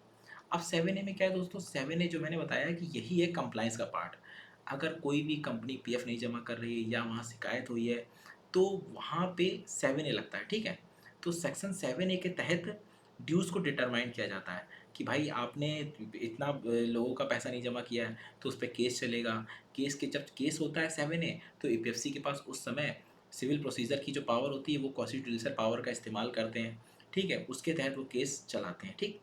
7B में क्या है कि रिव्यू होता है, कि मान लो एम्प्लॉयर कह रहा है कि मेरे पास कोई एक फैक्ट था जो छूट गया था, या मेरे पास डॉक्यूमेंट थे मैं नहीं दिखा पाया था, तो वो हायर अथॉरिटी पे अपील करता है, तो जिसने भी 7A का ऑर्डर दिया उससे जस्ट एक ऊपर की अथॉरिटी उसको रिव्यू करेगी, उसको लगेगा सही है तो वो केस खोल देगी और वो केस एक हायर अथॉरिटी सुनेगी, ठीक। ओके। अब 7C क्या है, 7C क्या है, ये एम्प्लॉयर मतलब ऑफिस के लिए होता है कि कोई भी 7A अथॉरिटी या 7B अथॉरिटी को लगता है 5 साल तक कि कोई अमाउंट मेरा छूट गया है, तो दोबारा से उसको एसेस कर सकती है, लेकिन अगर वो एम्प्लॉयर के फेवर में नहीं है तो उस चीज़ों को एम्प्लॉयर को नोटिस देकर ही करा जा सकता है, ठीक है, ताकि नेचुरल जस्टिस भी बना रहे। ओके।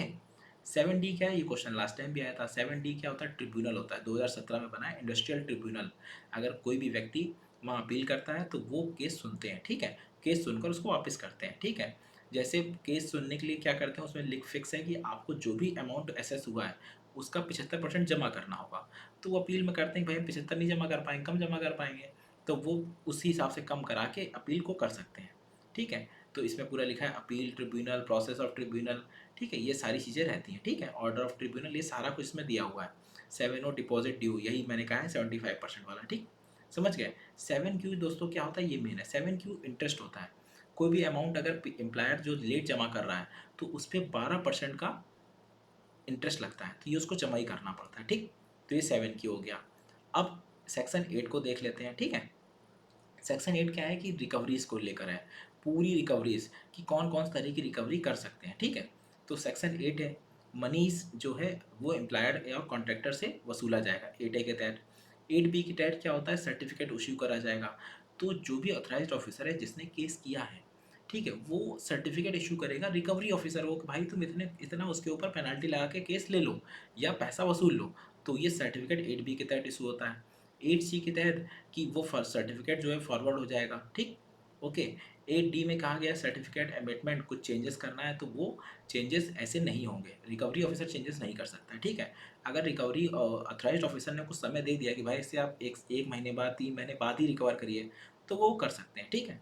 और 8F क्या है, अदर मोड ऑफ रिकवरी, ठीक है। रिकवरी में क्या होता है दोस्तों, अगर वो पैसा नहीं दे पा रहा है, आप थर्ड पार्टी को अपॉइंट कर सकते हो कि भाई इनसे इनसे इनको सेल कर दो, इनकी प्रॉपर्टी को सेल करो, इमूवेबल प्रॉपर्टीज़ मतलब गाड़ी, मशीनरी, ज़मीन, ये सब कब्जा कर सकते हो, ठीक है। मतलब आप उसको कब्जा किया मतलब आप उसको अपने कवर में ले सकते हो और उसको बेच के पैसा वसूल कर सकते हो, ठीक है। और दूसरी चीज़ दोस्तों क्या होती है कि अगर वो व्यक्ति पैसा नहीं दे पा रहा तो उसके जो भी खाते होते हैं उसको आप सीज कर सकते हो। और पीएफ का पैसा जो होता है दोस्तों हर चीज़ से ऊपर होता है। अगर कहीं पे इनकम टैक्स की नोटिस है या जीएसटी की है तो पीएफ का पैसे सबसे पहले अगर 1 लाख रुपए उसके पड़े हैं और 2 लाख रुपए उसको देने हैं तो सबसे पहले पीएफ को मिलेंगे, क्योंकि पीएफ का पैसा उसके एम्प्लॉय का होता है, ठीक है। तो इसलिए सबसे पहले पीएफ को मिलता है, ठीक है। और सेक्शन 9 के तहत इनकम टैक्स एक्ट से जो फंड है उसका वो रिकॉग्नाइज्ड है। इनकम टैक्स एक्ट 1922 के तहत वो रिकॉग्नाइज है, ठीक। सेक्शन 10 क्या कह रहा है, प्रोटेक्शन अगेंस्ट अटैचमेंट। मतलब अगर कभी भी कोई व्यक्ति का पीएफ है, ठीक है, अगर कोई कोर्ट से या कहीं से भी उसको आया है कि उसकी कुर्की कर लो तो उसके प्रोविडेंट फंड को अटैचमेंट नहीं किया जाएगा, वो उसकी भविष्य निधि है, उससे ये बचाव करती है, ठीक। समझ गए। ये priority of payment contribution over the other debts, जो मैंने भी बताया कि अदर डेब्ट से उसको प्रायोरिटी देती है, ठीक है। सेक्शन 12 में क्या कह रहा है, एम्प्लॉयर कोई भी होगा वेजेस कम नहीं कर सकता है, डायरेक्ट या इनडायरेक्ट तौर पे। ऐसा नहीं कि वो उसने अदर पर्क्स बढ़ा दिया और वेजेस कम कर दिया, ये नहीं होगा, ठीक। समझ गए। सेक्शन 13 मैंने आपको बताया जो भी इंस्पेक्टर को पावर मिलती है, पूरा सर्च सीजर जांचना, बयान लेना, गवाही लेना, ये सब पावर इसमें है। और ये इंस्पेक्टर की पावर ईओ एंड एओ के अलावा सीपीएफसी तक सब लोग इसको होल्ड करते हैं, ठीक है। और ये गस्टेड पावर होती है जिसकी जो सिविल जो क्रिमिनल प्रोसीजर होता है उसके तहत जो मिलती है वो पावर इसमें होती है, जिसमें सर्च एंड सीजर कर सकते हैं, सारी चीज़ें रहती हैं, ठीक। ओके। अब आगे बढ़ते हैं दोस्तों। सेक्शन 14 में मैंने आपको बताया था पेनल्टीज़ हैं, सारी प्रकार के दंड है अगर कोई व्यक्ति पीएफ नहीं जमा कर रहा है, ठीक है। अगर किसी ने व्यक्ति ने गलत गवाही दिलवाई है, गलत प्रोसीड किया है तो इसको कम से कम 1 साल की सज़ा होती है, ठीक है। अगर वो डिफ़ॉल्ट कर रहा है तो 3 साल की सज़ा हो रही है, ठीक है। अगर वो एक बार गलती कर चुका दोबारा फिर कर रहा है तो कम से कम उसको 5 साल की सज़ा रहती है, ठीक है। वो और लेकिन इसमें एक और क्लॉज है, अगर वो चीज़ कोर्ट में जाएगा तो कोर्ट अपने हिसाब से कम ज़्यादा कर देता है, ठीक है। ओके। ये सारी चीज़ें हैं। तो जो 14 ए भी क्या कह रहा है कि ये जो ऑफेंस है कॉग्निबल ऑफेंस होता है। कॉग्निबल ऑफेंस मतलब ये है कि इसके लिए कोई भी वो एक्शन नहीं, वो स्वतः एक्शन लेकर एफआईआर दर्ज करा सकते हैं और आप उसको उसके खिलाफ एक्शन ले सकते हैं, ठीक है। और 14 AC क्या कह रहा है, cognizable offence and trial of offence. इसके अंदर यही कहा गया था कि जो भी कॉग्निबल ऑफेंस है वो कोर्ट तभी संज्ञान लेगी जब ईओ एंड अबव कोई ऑफिसर्स उसको लिखित में रिपोर्ट बना के देगा कि हाँ इसने ये अपराध किया है। कोर्ट अपने आप से संज्ञान नहीं लेगी, समझ गए बात को आप, ठीक है। 14B क्या है, ये डैमेज है, डैमेज की पावर है, कैसे रिकवर करना है, ठीक है। तो उसमें पूरे प्रूफ हैं, जैसे वो रिकवरी होती डिट्टो वही चीज़ है, ठीक। और सेक्शन 15 क्या कह रहा है, स्पेशल प्रोविज़न, ठीक है, कि भाई अगर कोई व्यक्ति का कहीं पीएफ कट रहा है, बाद में भी कट रहा है, ट्रस्ट में भी, तो उसको सेम प्रोविज़न मिलेंगे, ठीक है। सेक्शन 16 में जो मैंने बताया था कहाँ कहाँ नहीं लगेगा, जैसे सोसाइटी हो गई जो 50 आदमी तक थे, ठीक है, जहाँ पर बिना पावर के चल रहा है, या कोई भी कंपनी जो सेंट्रल गवर्नमेंट या स्टेट गवर्नमेंट के अंदर में है वहाँ नहीं लगेगा, ठीक है। या स्पेशल कोई एक्ट बनाया गया तो वहाँ नहीं लगेगा, ठीक। ओके। सेक्शन 17 क्या, power of exempt, power to exempt मतलब कोई भी व्यक्ति संस्था जहाँ 100 लोग काम कर रहे हैं या उससे ज़्यादा हैं, वो लिख के दे कि मुझे एग्जामेशन चाहिए, तो उनको एग्जामेशन के लिए वो अप्लाई कर सकते हैं, ठीक है। और एग्जामेशन अप्लाई होगा, प्लस जब एग्जामेशन अप्लाई कर रहे हैं उसके 3 साल पहले तक उन्होंने कभी डिफ़ॉल्ट ना किया हो, कोई कंप्लेन ऐसी ना हो, तभी उनको मिलेगा, नहीं तो अन्यथा एग्जामेशन नहीं मिलेगा, ठीक। 17A में क्या है कि अगर एग्जामेशन ट्रस्ट है तो वो अकाउंट ट्रांसफ़र करके आराम से यूज़ कर सकते हैं, ठीक है। ओके। अब इसको समझ लो, liabilities in the case of transfer of establishment, ठीक है। अगर कोई भी संस्था अगर ट्रांसफ़र हो रही है, ठीक है, एक ने ए के पास थी, अब बी के पास जा रही है, तो जो लाइबिलिटी है ना वो दोनों के पास रहेगी। ऐसा नहीं कोई भी लाइबिलिटीज़ बच जाएगा बेच के, ठीक है, समझ गए।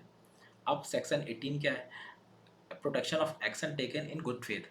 जो भी ईओ एंड अबव कोई भी काम करते हैं 7 या किसी के तहत, तो उनको इसके तहत प्रोटेक्शन मिलती है कि उन्होंने गुड फेथ में कोई काम किया तो उसको बचाव है, कि ऐसा नहीं उनके खिलाफ एक तरफा कार्रवाई हो जाए, ठीक। सेक्शन 8A में क्या कह रहा है, authorities and inspector to be public servant. तो इसके तहत क्या है कि ये जो इंडियन पीनल कोड के तहत है ना, सेक्शन 21 के तहत जो भी इंस्पेक्टर या एबव जो इस पावर को होल्ड कर रहे हैं वो एज अ पब्लिक सर्वेंट ही कहलाएंगे, ठीक। ओके। अब क्या है, सेंट्रल गवर्नमेंट डायरेक्शन सेक्शन 20 में कहा गया है, तो सेंट्रल गवर्नमेंट समय समय पर डायरेक्शन देती रही कि भाई ये बदलाव कर लो, ये कर लो, तो कर सकते हैं, ठीक है। Section 21 power to make rules, कोई भी रूल रहेगा तो उसको वो बना सकते हैं, कर सकते हैं, लेकिन इसके लिए एक बेसिक चीज़ है, जो रूल वो बनाएंगे उसको संसद के सदन में रखना पड़ेगा, फिर वो अप्रूव होकर गजट में नोटिफाई होगा। यही सेक्शन 22 में है, ठीक है। ये पूरा एक्ट मैंने जल्दी जल्दी इसलिए बताया ताकि आप कई बार सुनेंगे तो आपको रट जाएगा, और ये पूरा एक्ट जितना है ना, एक बार सुन लेंगे ना, सुनते जाएंगे तो आपको बेसिक समझ में आ जाएगा बस क्या क्या बातें कही है, बस वही चीज़ें क्वेश्चन के तौर पे आएंगी, ठीक है। अब हम इसके बाद इसके एमसीक्यू करा देंगे तो ये एक्ट आपको ही समझ लो बिल्कुल घुस जाएगा दिमाग में, गलत नहीं हो सकता है, दावा है। इसी तरह बाकी एक्ट भी समझते चलेंगे, ठीक है दोस्तों। दोस्तों पूरा एक्ट पढ़ने के बाद अब हम लोग बैक ईयर क्वेश्चन देख लेते हैं। आप देख सकते हैं कि जो ईपीएफओ का लास्ट ईयर पेपर हुआ था एओई और एपीएफसी का, उसमें टोटल 5 क्वेश्चन सिर्फ इसी एक्ट से आए थे, ईपीएफ एंड एमपी एक्ट 1952 से, ठीक है। तो देखते हैं दोस्तों, जो ये क्वेश्चन है हम इसको पढ़ लेते हैं। मैंने पूरा का पूरा एओयू और एपीएफसी का detail question with answer solution पढ़ाया हुआ है और विद पीडीएफ दी है, उसको देखेंगे तो एक एक ऑप्शन को और अच्छे से समझ लेंगे। अभी वीडियो लंबा ना हो इसीलिए हम इसको शुरुआत करते हैं। दोस्तों सबसे पहले रिकवरी ऑफिसर। रिकवरी ऑफिसर दोस्तों मैंने बताया था आपको कि सेक्शन 8 के तहत रिकवरी ऑफिसर होते हैं, जो भी कोई जैसे एक्ट में जैसे केस लगता है, जैसे ना 7A के तहत जिसमें ड्यूज डिटरमाइन करने के लिए बोला गया था, इसी तरह और भी एक्ट होते हैं जैसे 7Q, ठीक है, 14B डैमेज में। तो ये सब में जब कुछ भी चीज़ पैसा डिसाइड हो जाता है तो उसको रिकवरी के लिए ऑथराइज्ड ऑफिसर जो होता है वो रिकवरी ऑफिसर को एक सर्टिफिकेट जारी करता है कि भैया आप इतना रिकवरी कर लो, ठीक है। तो वो जो रिकवरी होती है, वो रिकवरी ऑफिसर के पास इतनी पावर होती है कि वो रिकवरी मूवेबल प्रॉपर्टी किसी से भी वो कर सकता है, ठीक है। और विभिन्न एक्ट के तहत उसको वो पावर भी मिली होती है, ठीक है, और ये काफ़ी पावरफुल पोस्ट होती है, ठीक है। ये एक तरह से पावर होती है जो किसी भी ऑफिसर्स को मिलती है जो एपीएफसी एंड अबव लेवल के होते हैं, ठीक है। समझ गए। तो दोस्तों ये पूरा जो है ईपीएफ एंड एक्ट का पार्ट है, रिकवरी ऑफिसर।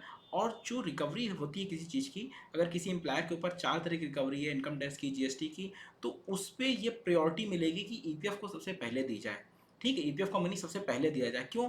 क्योंकि ऐसा इसलिए होता है दोस्तों, क्योंकि ईपीएफ का मनी उसके एम्प्लॉय को जाता है, ठीक है। ओके। अब दोस्तों बी ऑप्शन है कंपलसरी इंश्योरेंस।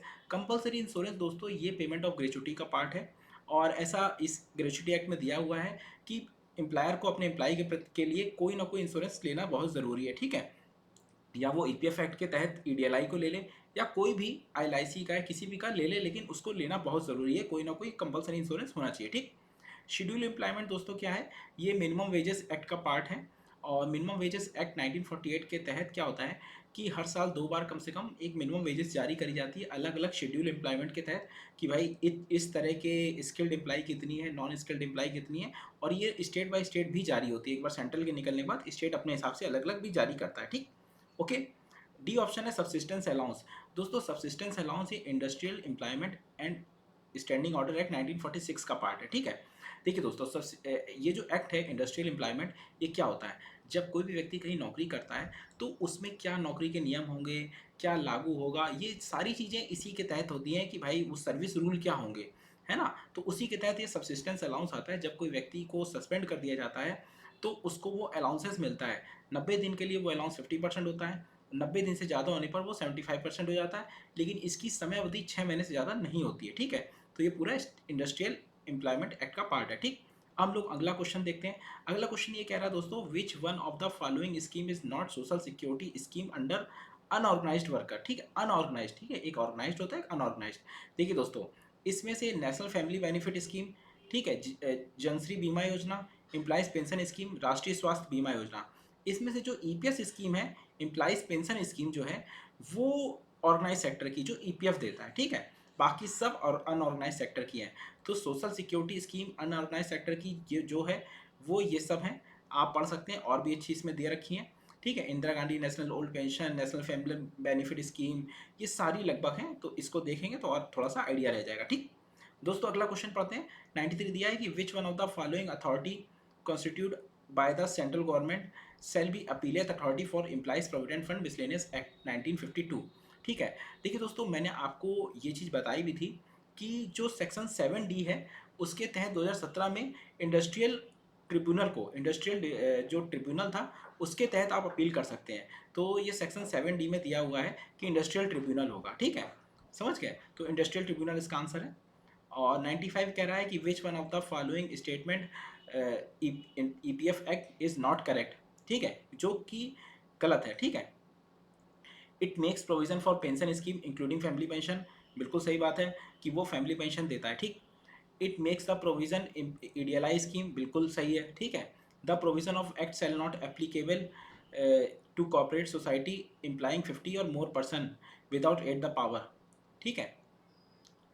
50 और मोर मतलब 50 से अधिक लोगों पर भी नहीं लगता है, तो ऐसा नहीं लगता है, ठीक है। तो ये क्वेश्चन, ये ऑप्शन गलत है, ठीक है। फिर ऑप्शन डी क्या कह रहा है, the contribution by the employers shall be basic wages, dearness allowance and retaining allowance, बिल्कुल सही बात है।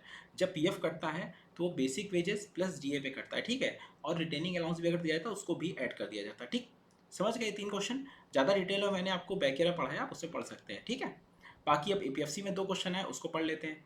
एपीएफसी में भी वही क्वेश्चन पूछ रहा है, what is the minimum number of employee employed by the establishment, ठीक है, मतलब वही कह रहा है कि कितने लोग मिनिमम एम्प्लॉय होने चाहिए जब उसको वो बिना किसी पावर के वो पीएफ के दायरे में ना रहें, जो पीएफ के दायरे से बाहर हो। तो दोस्तों 50 लोग होते हैं जो पीएफ के दायरे से बाहर हो सकते हैं, जहाँ पे वो एक्ट नहीं लगता है, ठीक।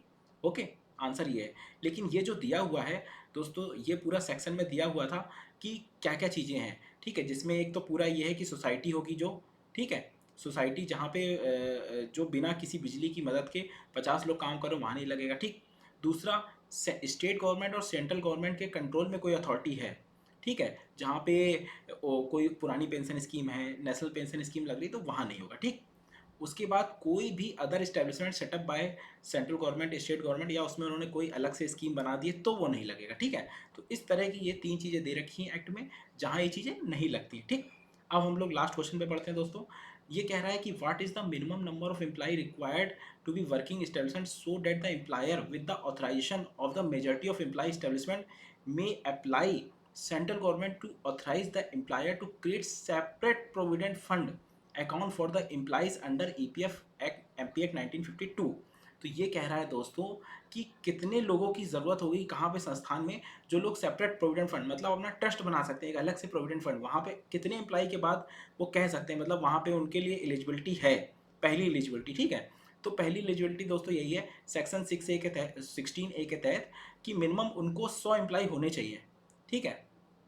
अगर उनके पास 100 एम्प्लॉय हैं तभी वो अब सेपरेट पीएफ फंड के लिए अप्लाई कर सकते हैं, ठीक है ना। ये देखिए, आप देख सकते हैं पूरा लिखा हुआ है, और ये मैंने आपको बताया भी था। लेकिन इसमें एक और एलिजिबिलिटी होती है कि पिछले, जब से वो अप्लाई कर रहे हैं उसके पिछले 3 साल में कभी भी उन्होंने डिफ़ॉल्ट ना किया हो, ठीक है, ऐसा ना हो कभी पीएफ ना जमा किया हो या कि एम्प्लॉय कोई शिकायत है तो भी उनको नहीं मिलेगा, ठीक है। तो ये पूरा मैंने आपको बताया भी था सेक्शन 16A में, ठीक है। तो ये क्वेश्चन आए हुए हैं, बाकी मैंने पूरा डिटेल में आपको पढ़ाया है, और आपको कोशिश यही करनी चाहिए जो मैंने पूरा बताया है, एक बार अच्छे मन से उसको सुनते रहो। 1-2 बार सुन लोगे ना, बेसिक चीज़ें दिमाग में बैठ जाएंगी, फिर क्वेश्चन गलत नहीं होगा। इसी तरह और भी एक्ट समझते चलेंगे दोस्तों। फिर मिलते हैं, बेस्ट ऑफ लक।